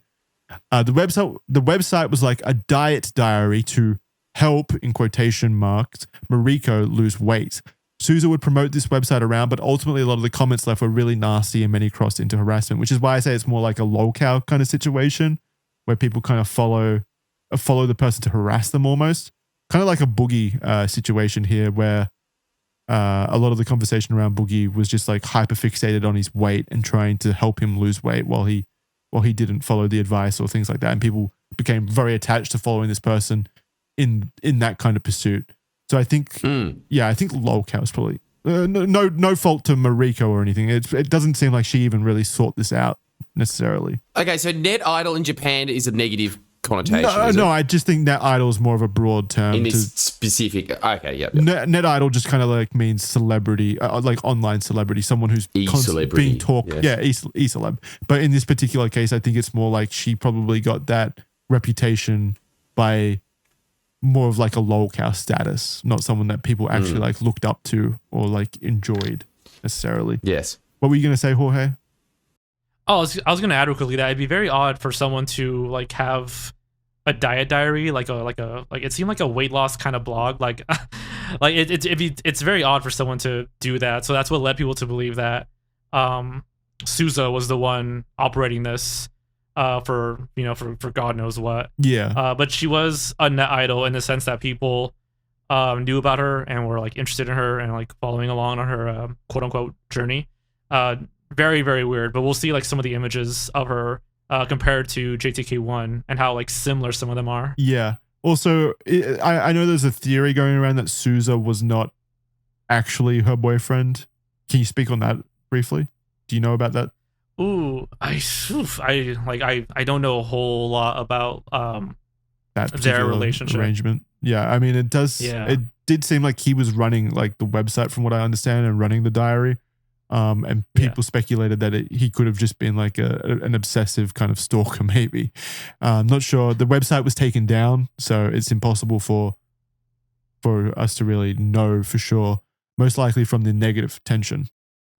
I mean, posting like your supposed girlfriend's like weight loss photos online in like the early 2000s is kind of a dick move. Like, yeah, it's a weird cool, thing, man. Regardless. I can buy that for like a stalker more than like a loving boyfriend, right? Yeah, exactly. Super odd. Though the website was previously being spread around, the current prevailing theory is that someone saved a photo or video from the website during its short popularity, where they then turned it into the Jeff the Killer photo when it was then spread. This seems believable, as there was just over a year's difference between the website going down and the currently first found JTK white powder image seen. Souza also knew how to use Photoshop, at least version 5.1, as he would edit photos of himself, which we found. In addition to that, the background of photos featuring Souza seemed to show a similar background to the photo of JTK1 with the clothes rack. So yeah, we have a couple pictures here comparing Mariko to JTK1, this first picture here. Same guns and moles, same mouth spots, same shoulder placement, same hair parting, and the same general face shape. What do you think, Jordan? Do you think that looks kind of similar? I reckon that's it. What do you think? I think that's exactly what's happened. What do you think, Jorge? So like the way she smiles with her gums, kind of her top guns kind of clearly showing, like that kind of strikes out to me. and even like where like her hair divides. Like if you guys look at like her hairline, where like that kind of like line is, like that is almost exactly where. Yeah, you're right. Where it is for Actually, the JTK1 image. I didn't notice that the little split in her hair where the hairline does part. It's like exactly the same face dimension wise. It's like in line with her left eyebrow, which is where the left eyebrow would be if Jeff the Killer had any eyebrows. The interesting thing though is that she's not a celebrity. This is, from my understanding, not a reality TV show unless Japanese citizens viewed her like weight loss progression. Yeah, actually, no, I think that would be in line with the idea that she would be a reality TV show celebrity or a reality celebrity if her rise to e-celeb fame in Japan was based around her weight loss journey. That's kind of in line with a reality TV show almost. So I could see how the Japanese could potentially view her that way. I suppose so. It might have also been like a mistranslation or like a misinterpretation, because real, like she was obviously a real person, and a show as in like a viewing kind of experience. So yeah. I mean, it perhaps when I think of reality TV though, like I think of like the prank shows, like TV, like television. So, but also it could explain how more broadly the Japanese currently don't seem to like talk about it. If it was some kind of niche at the time, e-celeb, as opposed to a proper large Japanese celebrity on a popular, or maybe not completely popular, reality TV show itself, though. Like it enjoyed its moment of brief popularity in like 2004 and then just faded into obscurity once the website was taken down. That could explain why more people don't know of its origins, in my opinion. And why like people don't even like talk about it anymore. Yeah. I mean they might. I'm not on the Japanese internet, but like it would. You're right that like it had its peak and then it fell off, and then kind of we took it and made a big mystery out of it. Yeah, I'm gonna say I buy this one pretty concretely. I think I'm like 90% on the Mariko train, because the clothes in the back match with the room that Souza was in. If you scroll down, like it's the same kind of room.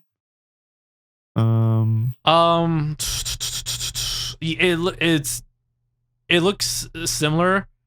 I'm personally not like 100% like, oh, that's the exact same closet. It's also kind of weird to Photoshop the closet behind her like that, right? Like, wouldn't that be kind of odd to do?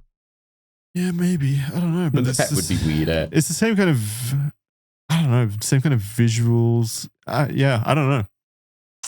I think, and this is just a harebrained theory, but I think someone used one of her photos in the Make Me Pretty threads that I mentioned earlier. And over time, it like devolved, and people kept editing over it. And then you got JTK1. Yeah, that's but who knows? I mean, the image of her kind of like flashing the peace sign and like tilting her head a bit, like that like struck out. That's very, very similar. Yeah. Yeah, I mean, again, I think I'm 90% on the side of that the image is based off an image of Mariko to some degree, due to the facial similarities, as well as it kind of makes sense with how it would have started around that time period if she was some kind of e-celeb. But like, to play devil's advocate, like they would have to remove the peace sign. I think her right shoulder is kind of different than JTK1. The ear, her left ear is present, but in JTK1 they might have scribbled over it or just remove it. Like it's just to play devil's advocate here. There's a lot of things that stick out to me that this might not be the original image, and obviously there's still. It might just be like a Katie Robinson thing where now we're saying, oh yeah, clearly this is it, but then 10 years down the line, we're not going to be thinking That's why I'm saying 90%. I mean, I can't be 100%. Oh, okay, sure. You just want that little out. Yeah, the little out. But also, it could... Come on, just I'm 100% all in. Oh, there we go. I'm doing it. I like that. Okay, yeah. Awesome. What percentage are you in? Yeah, what percentage are you, Jorge? What are you on? Oof, I don't know, man. I mean, yeah, like I said, like the face shape, the way she like. It could be a different picture of Mariko as well, though.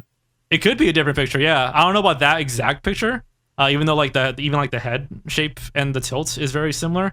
But in terms of like if it's her, I think they're still investigating her. Like I think they're still trying to find as much as they can. Yeah. So I'm 70-80%. Okay.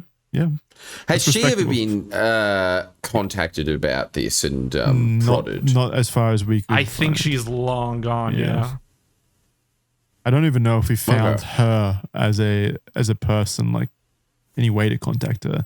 But if I don't think so. I might be wrong on that because like this is like recent development, so I have no idea for sure, but I know they're trying to find like images of her and like other blogs. And shit. So again, God, this was isn't it strange only in 2 this years day ago. and age, even with a bunch of photos, even with a bunch of historical background information, even if you are to some degree a celebrity, you can still just disappear off the grid because of how I don't think you could in large this day and age. She society got is. very lucky that this happened to her in 2004, probably. I think nowadays, though. Good Right, luck. yeah, sorry, I'm thinking it's like 20 years ago. Yeah. Yeah. What's more strange to me is like imagine being a person in 2004 and like, oh, I'll check out this new social media website and post a few pictures. Why not? That sounds fun. And then people are still talking about it 20 years later and investigating your entire life and trying to pin you to like a Jeff the Killer Not mystery. even be aware. What'd you say? Sorry, Jorge.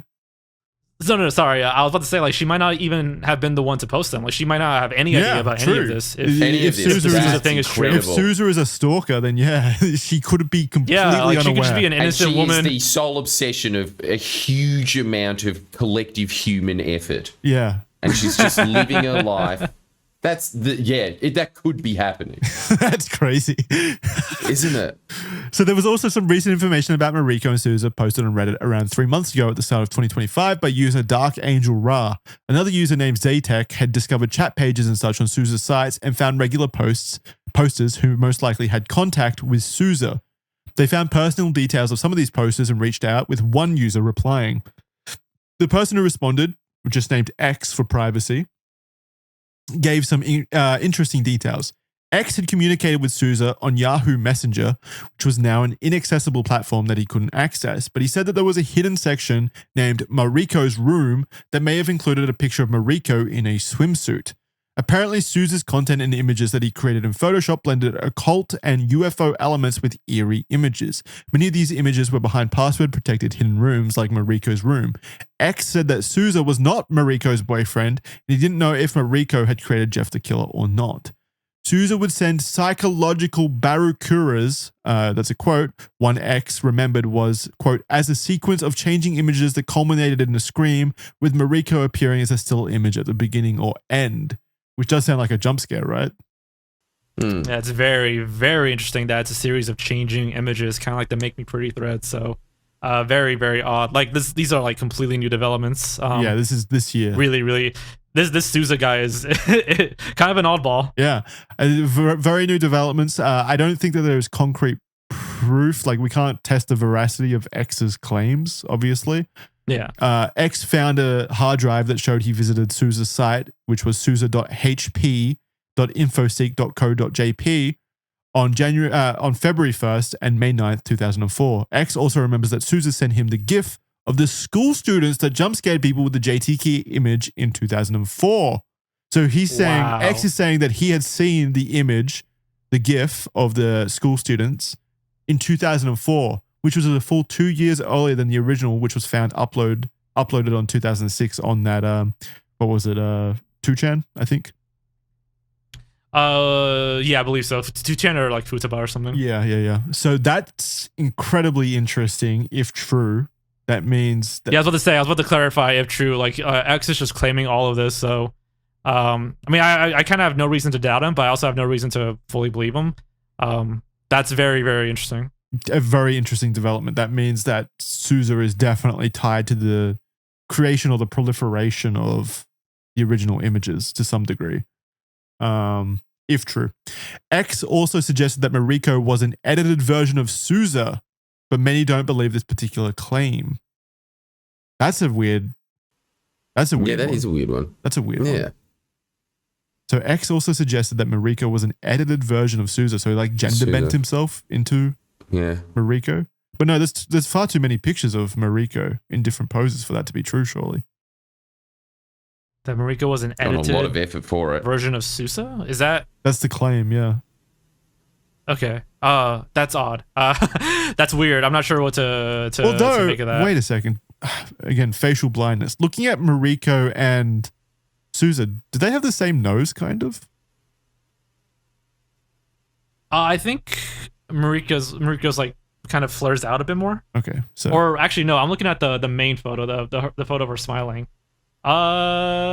It's kind of similar. I've got such facial blindness. I don't know. What do you think, Jordan? Like No, if he wore a absolutely not. wig and like photoshopped his eyebrows and stuff, could they look similar? No. Okay. Don't you reckon? I don't know. I have facial blindness.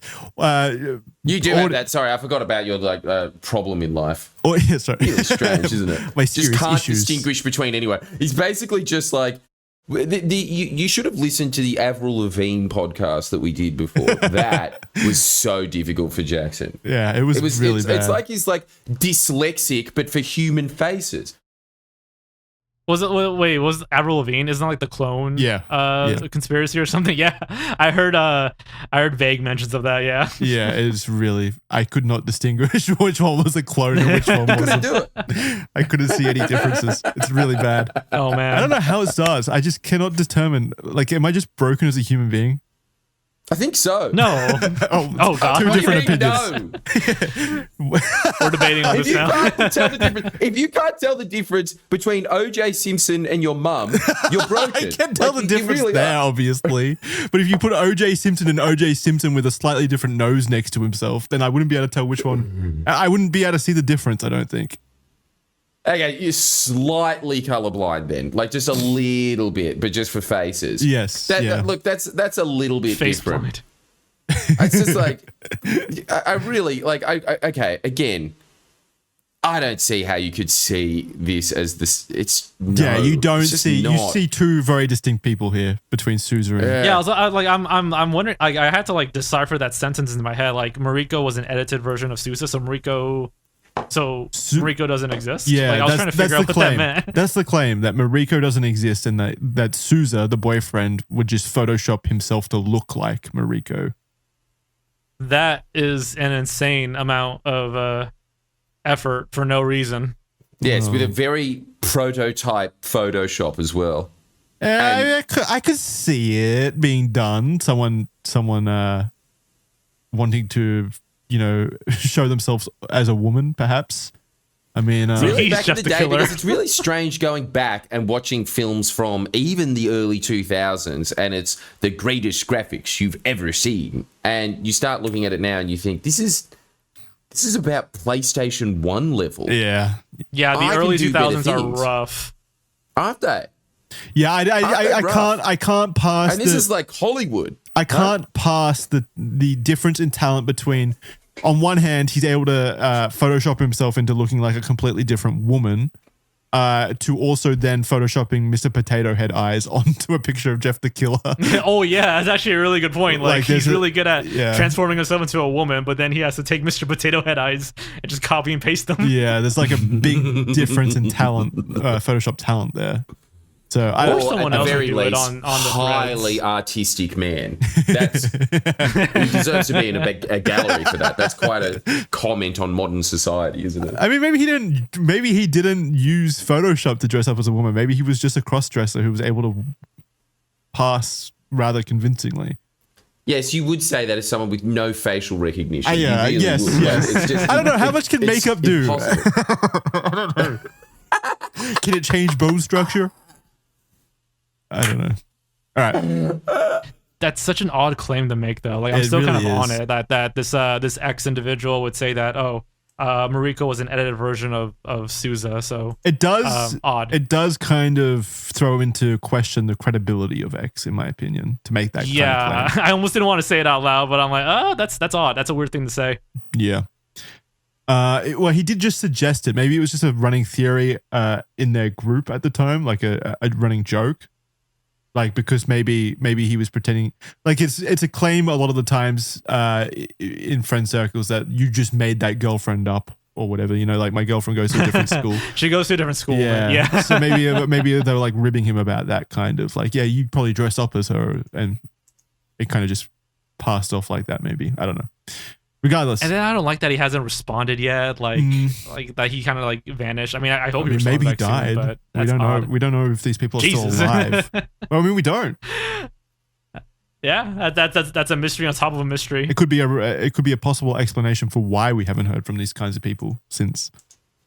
Attempts have been made to contact X again, but the user has since stopped responding. Dude, it would be such a fucking enormous plot twist if it turned out that X was Souza all along and he was playing games. Like he's just... The mind games would be ridiculous. Oh that's my like a God. Netflix Oh level my God. documentary That kind would of be thing. This would be incredible. such an enormous And you twist. thought that he was a bad plot writer. He was X. What a twist. Souza was also Sasso or whatever. It was everyone. He's been orchestrating this from the very beginning. Oh my God. Oh, man. That would be such an anime twist. It would be perfect. All right. Isn't it Huge incredible orchestrating that this huge Jackson just mystery. off the top of his head came up with a better storyline than everyone in competition for decades? I mean, the story's right there. It's right in front of me. She wrote the actual creepypasta too. Yeah, everything. Oh, man. Even this episode of Red Thread. Oh dear. I'm not real. Ultimately, there are no satisfying answers here, only questions. We can only speculate on the origins of JTK1 image and where it stemmed from. What we do know, or at least what we think we know, is the following. JTK1 was first posted on 24th of the 7th, 05 in Japan. That's the earliest date we have. We don't know the creator of JTK1 or where the image preceding JTK1 came from, but it potentially stemmed from Souza and Mariko, two individuals in Japan. JTK2, the edit that would be spread across Western sites in the 2010s, was likely created by Mr. Omega Volt at some point around November in 2005 by himself editing JTK1, because that's the earliest evidence we have of JTK2. In 2008, Saussure utilized JTK2 in his original video while adding a story about Jeff the Killer. In 2011, a user by the name of GameFuel TV would then rewrite the story and post it onto Creepypasta Wikia, where it would then quickly find popularity in the exploding Creepypasta fandom. And that's the one that we all know about. That's where it all began from, that particular... that's what propelled it into, the awareness or the popularity that we now have of it. The story and picture were then rewritten once more in 2015. That is finally all that we currently know. Many who have dedicated so much time to the investigation of the JTK images believe that the original Jeff the Killer image came from a website board thread similar to 4chan, and unless someone out there has the original picture saved, it likely won't be found. The search is confusing, messy, and updates are still being found recently, like little internet breadcrumb trails. Until the day comes when we hopefully discover the origin of the image, JTK1, and the true origins of the infamous Jeff the Killer, he will remain lost media. Do you kind of agree with that? Is that a good way of summing it all up? Yeah, basically. I mean, I think at the end of the day, we're looking for, or they're looking for, like the original image. I think finding whoever made it, like whoever photoshopped it, is truly like that is truly lost of time. It might have just been some anons on 2chan.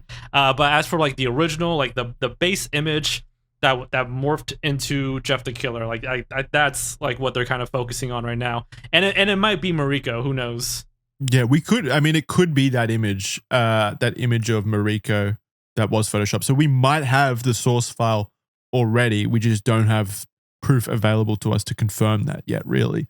And to do that, and again, just like, oh, go ahead. I was going to say, to do that, to prove that is that picture, we would need to find the photoshopper, the person who made the edit, who would then be able to claim responsibility for doing it and show some level of proof. And we would also probably need to find the first time he posted it or how. Yeah, which would be cool. Is this stupid? Is this possible to do? You know how they kind of can reconstruct what they think Tutankhamun looked like? Do you think that it's possible that one day technology will get to the point where you can just reverse engineer a Photoshop? I mean, we already can to some degree. Like, have you heard of that? The famous pedophile who his calling card. Oh, the swirl. Yeah, he left his he left his picture at most of the crimes. Also, like there were photos of him with the Photoshop swirled face, basically.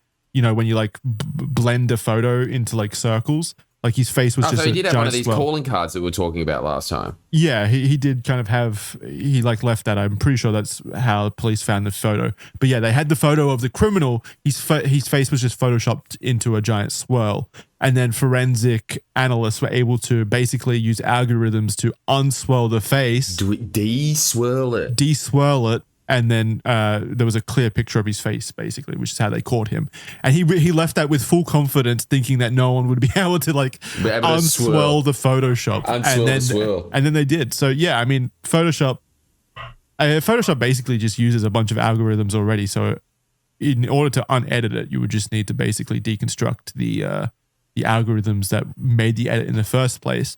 But on top of that, yes, like I see layered. that. I see a lot of that with like people who want to hide information online. They like put a Gaussian blur over the top, or they smudge it, or something like that. They just kind of like blur it. That doesn't do anything. You have to destroy the information underneath in order for people to never find it. Which is why you need to like draw a giant black box over the information you want to completely hide. Basically, if you blur it, or if you just like smudge it or anything like that, the information can be recovered. So be very careful with that. If I you're was trying gonna say to it's hide kind of a information. ballsy thing to do, to like only swirl, Yeah. to like leave damning evidence of who it was and just swirl the image. Like, Well, you see that in a lot of videos. You see that in a lot of videos. Like people will post videos of people in unflattering situations, and then they'll just put a blur over the face. That won't do anything. You can easily deconstruct that.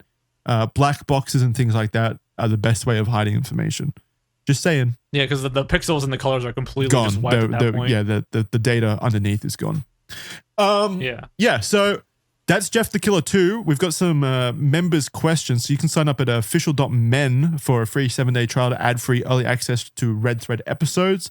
Your support obviously means the world to us here at Red Thread. It really does make the show possible. Our members are the best. We've also posted question threads, so you can post questions that we'll then read on the show in upcoming episodes. We've got some questions here that we'll quickly go over, guys.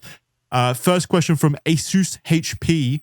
Simple question, smash or pass? I'm assuming talking about Jeff the Killer. I'm going to pass on that one, believe it or not. You're going to pass, are you? Yeah, I'm not that Smash. desperate. Nice.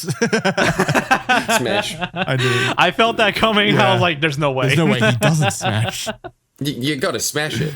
But this is my whole understanding. 13-year-old boy. boy.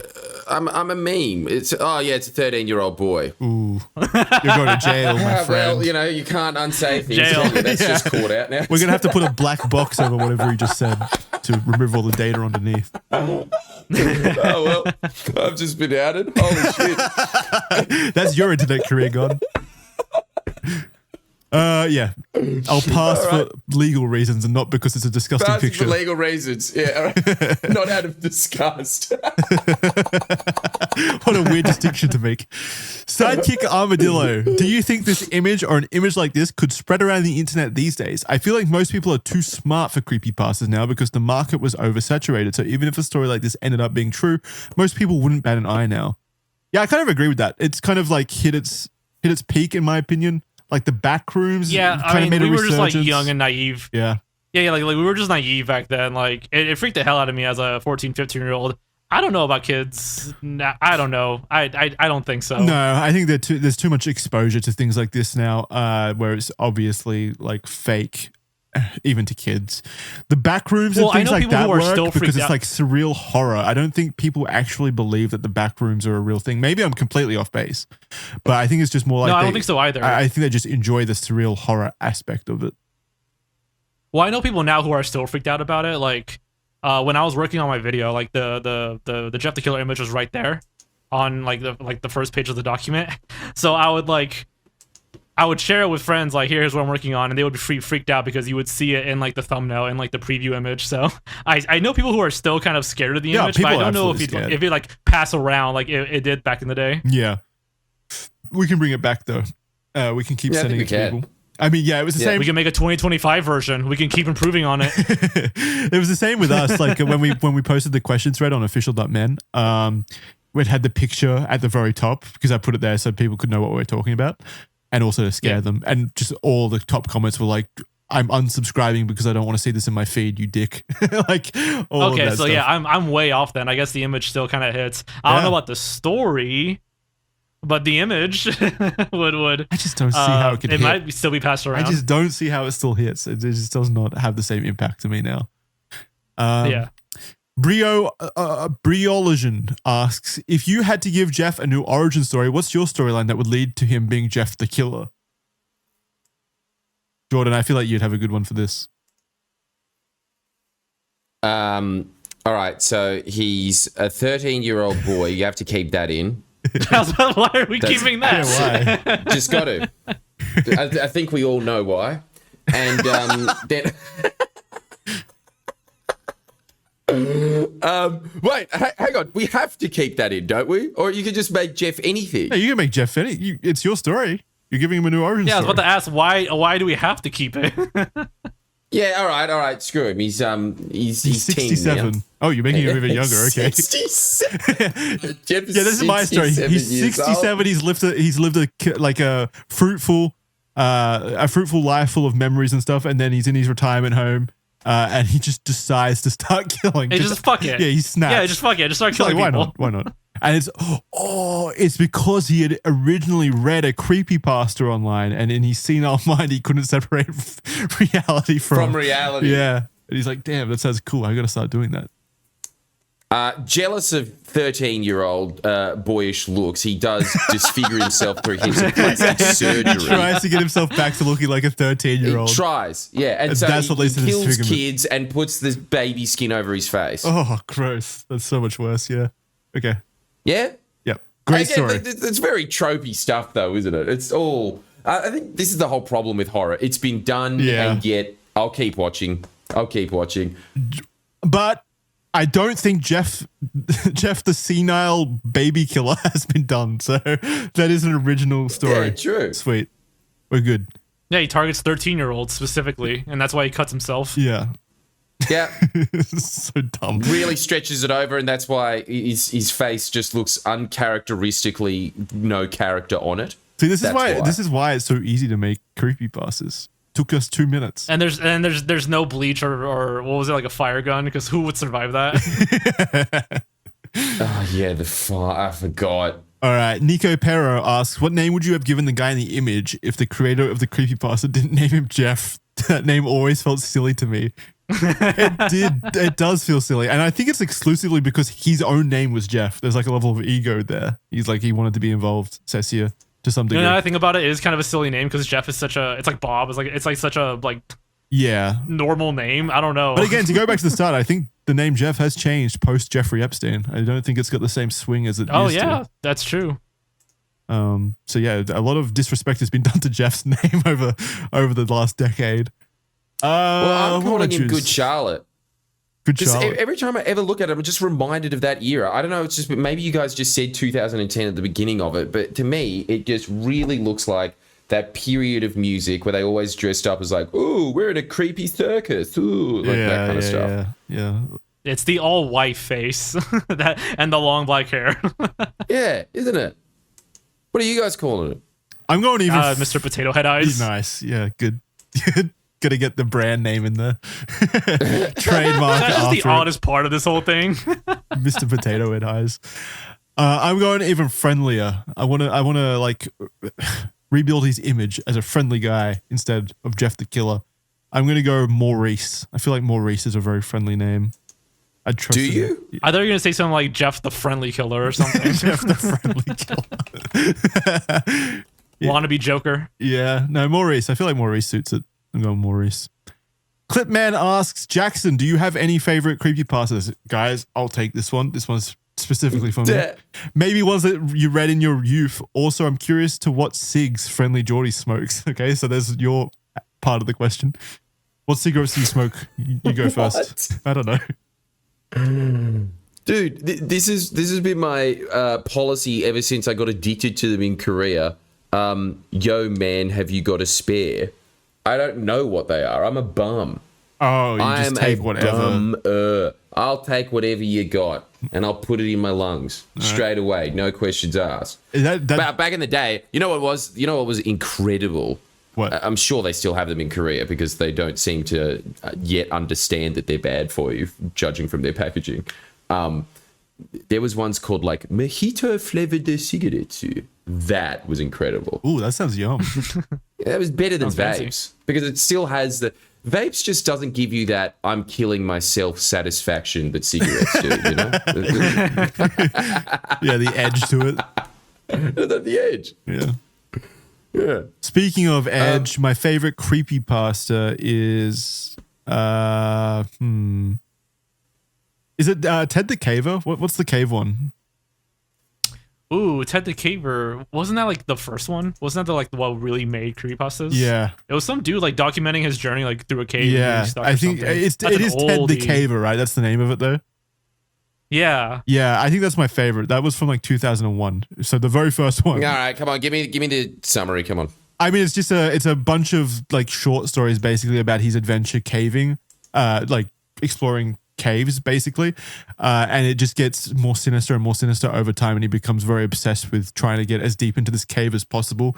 And the cave is like very claustrophobic, and he's like crawling through it, and there's like another side on the other side of the very tight space, the tight elements of the cave, where there's like a demon or some kind of sinister creature, but it's written in a pretty compelling and not shit way.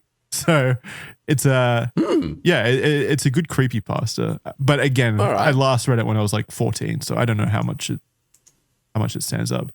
What do you think? Yeah. And can you imagine reading that like in the early 2000s? Like, I would believe it probably firsthand. Oh yeah, back in 2001 when it was first published. Yeah. Oh yeah. Yeah, like what's that movie, The Blair Witch Project? Like they also used the early internet for marketing. Yes, yeah. And like I'm almost certain like everyone believed it was like a real thing. Like that was a real camera with footage of real people that they salvaged and turned into a movie. But again, like we were just naive back then. What I think made Ted the Caver really compelling was it was almost like a live update thing. Like it wasn't just all posted at the same time. I don't think it was like posted over time and added to. Yeah, and there were like pictures to go along with it. So there was like a sense of reality to it. Like you could see pictures of what he was talking about, and like they weren't over the top. It wasn't like some photoshopped Jeff the Killer guy. It was just like dark spaces and like the caves that he was exploring. And if you look close enough, you could see like details of perhaps something under the surface happening there. And and it was just like really compelling to me and really interesting. It's something that I could absolutely see adapted into an actual movie, like a horror movie, pretty successfully. Whereas everything else that's come out of Creepypasta, I just don't really think would be. You don't think the Slender Man movie would work? No, I don't. Surprisingly. Yeah. What about you? What's your favorite? To coincide with what you were saying, like seeing live updates, I have to go with Ben Drown. That was one of the earliest ones that I got into, and I adore The Legend of Zelda: Majora's Mask. So like I was really into that kind of thing when I first came across that story and all the videos and stuff. I'm gonna assume Jordan doesn't know what you're talking about. So could you give like a brief description? Oh yeah, so Ben Drowned, basically on 4chan, where a lot of pastas started. A person went on 4chan to tell people that he found a haunted Majora's Mask cartridge. He was at a garage sale, found a Majora's Mask cartridge for super cheap. Turned it on, and like weird things started happening. I could go into it, but there's 5 like quote unquote chapters. The person who got the cartridge came back and posted multiple threads, multiple updates, several videos showing his gameplay, and apparently he was haunted and stuff like that. So it's a huge saga, all revolving around Majora's Mask, and to me that was one of my favorite games growing up. So I just have a lot of fond memories. Yeah, it is a really good and story. Then once the pasta ended, it became like an ARG and a cult kind of thing. Like it spiraled way out of control. So there's a lot to it. Yeah. Very, very. But it was basically a guy going on is 4chan, cool. just updating his experiences with like this haunted cartridge. And to what Jackson was saying earlier, he was posting gameplay footage as well. So that again, and in the 2000s, I think it was like 2009, 2010 or something. It was super cool seeing that. It's always the best when it's like updated like that, where it feels like kind of like a progressing story happening in real time, as opposed to just like the Jeff the Killer is just a story. Like you read it and it's it's just a wall of text. But like seeing the updates was awesome. Yeah, it feels cool. It feels like an evolving Following thing. that timeline, yeah. I always laugh though when people are like they've tried to replicate that kind of thing constantly in like creepypasta subreddits. I forgot what the main creepypasta subreddit's called, like Scary Stories or something. I don't know what the Reddit is. Is it not just r/creepypasta? It might be. I might be thinking of something different where people post stories that they try to pass off as being true or real. Let's Not Meet. Yeah, it might be Let's Not Meet, something like that. Regardless, there's a subreddit where people try to post their own versions of creepypasta to get people involved in like a live story, and it's like update 13, and then like in the context of the story, it's like, so I was at home in the dark room and the ghost showed up again. I don't know what to do. I think I'm going to go stay at my brother's house. And then all the comments below is what makes me laugh. The comments are like, dude, make sure that you take a photo next time with the ghost for us. We need to see it. Like people are actually believing it and like buying into the story and like adding to it in their own ways in the comments. Being like, no, you should salt your door so that the ghost can't pass through and things like that. Wait, what? How's that going to help? You're screwed, buddy. It's so funny that Just do it. And it's funny in the context that they're on update 13. Like, yeah, no, you can't go that long without any, like, not even a photo. Like, oh my God. Just buying into it to that degree where you're like actually posting, trying to like save this person's life from a demonic ghost in update 13 of what is clearly a creepypasta. It's very funny. What if it's like a galaxy brain, like 1,000 IQ move where they're just going for it just to fuck with them? Yeah. It's so good. I love hilarious. It's some of my favorite internet communities, honestly, because it's so weirdly wholesome and fun. Isn't it? Yeah. All right. Speaking of wholesome, this one comes from Clitman. Jackson. Oh, wait, no, that was the one I already just did. Isn't it? Yes. Yeah, it is. But whatever. Okay, speaking of actually Such a good wholesome, name. Well done, Clint. this one comes from Miss Mosh. I have a theory that the editor of this photo isn't with us anymore because the image could be such a cash cow. After researching the image, how did the host view this idea? Every possible origin photo doesn't really work, in my opinion.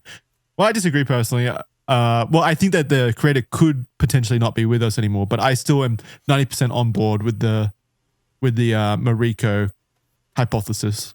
So that's where. How can it be a cash cow? What does that mean? Yeah, I don't really know what the You don't know what a cash cow is? You could merchandise it. That's what they're saying. It'd be very difficult to prove that you were the one who, or, that's odd. Yeah, that's super. I think they're claiming that like the incentive, the person who is Jeff the Killer, like their base photo, they would like profit off of it. Like, hey guys, this is me. The incentive would be there to come out and be public about it because you could then capitalize to some degree on it. Yeah, I guess you could start a YouTube channel. You could go on a bunch of different podcasts and talk about your experience with that photo. You could come on our podcast. You do the rounds. So we would have you. They might not even completely know that it's being sought after. There was another search a while back for a song called Everyone Knows That. A super popular song. A lot of YouTubers covered it. And when they found the person who made the song, I believe, oh God, well, it was some like, I can't remember the band's name, but they had no idea. They recorded the song like years ago and just forgot about it. They had no idea there was like a long, enduring search for it. So whoever Jeff the Killer ultimately is might not have any idea that they're being searched for. It's such a fucking, it's such a weird concept, again, to think that the person out there who created this entire thing might not even know of its existence, whether that be because they're dead or just because they're not in the same internet circles anymore, and they might not even be on the internet. They might have moved on, they have a family life. There's plenty of boomers that don't use the internet at all, and it could be one of them. Who knows? Yeah, in Mariko's case, her photo was stolen. Both of you, I think. I think that it is Mariko and Mariko's dead. That's what I think. I mean, it's possible. Jesus, man. It's not impossible. It's really not. It's. Oh no, I'm not laughing at the idea. I just how like definitive he said that. Like, yeah, it's her and she's dead. And That's I didn't know it. Yeah, that's honestly what I believe. You want to know something, clearly. Yeah, I think he knows more than we're led to believe.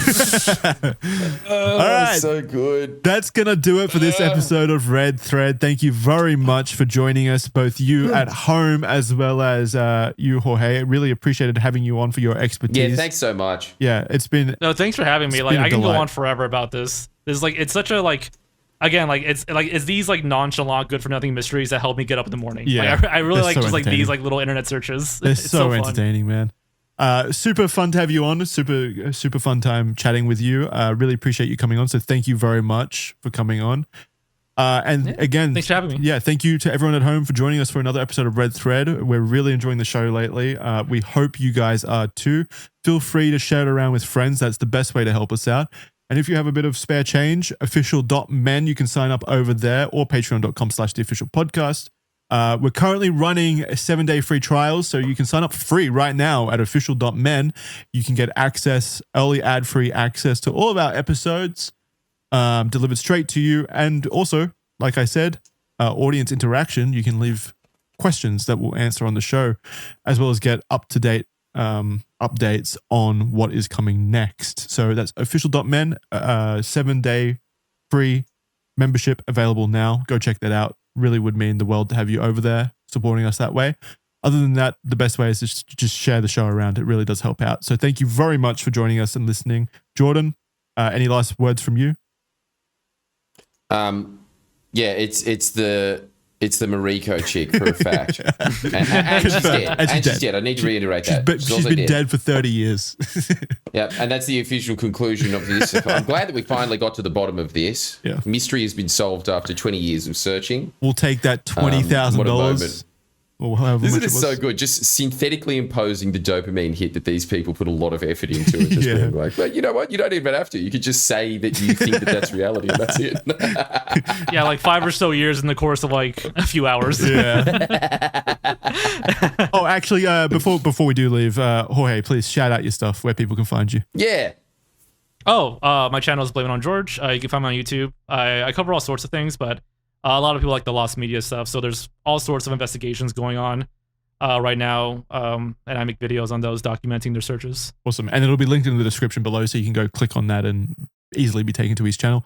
Jordan, you also have a live show. Are you anywhere this week? Yep. No, I'm nowhere this. Where am I going next? Just shit kicker towns, Lismore and all that kind of stuff. Okay, so if you're in Australia and you live anywhere, potentially near... Yeah, look it up. Yeah, look it up. See it. There'll be a link below to his live show. You can buy tickets now. That's everything. Also, it's you go by Jorge as well, right? I haven't just fucked up your pronunciation the entire video. No. Okay, so like legally, I have to explain this every time. Sorry. Legally it's Jorge, but like people call me George all the time, so it's all good, dude. You're good. Yeah, Don't worry about I've heard it Jorge. That's why I looked it up beforehand as well, just to confirm. And I was like, okay, Google say no. Even I say blame it on George. I just think that rolls off the tongue better than blame it on Jorge. So okay. Technically say the wrong way to say it, but I like substitute teachers, people I just met, they all call me George. It's all good, dude. Okay, well, you can make up your... We'll do a whole red thread episode on which way to say George's name or Jorge's name. Yeah. Thank you. Georgie, Jorge, whatever, man. Orgy. Orgy. Orgy. I've heard them all. All right, thank you very much for joining us. We'll see you next time. All right, bye, guys.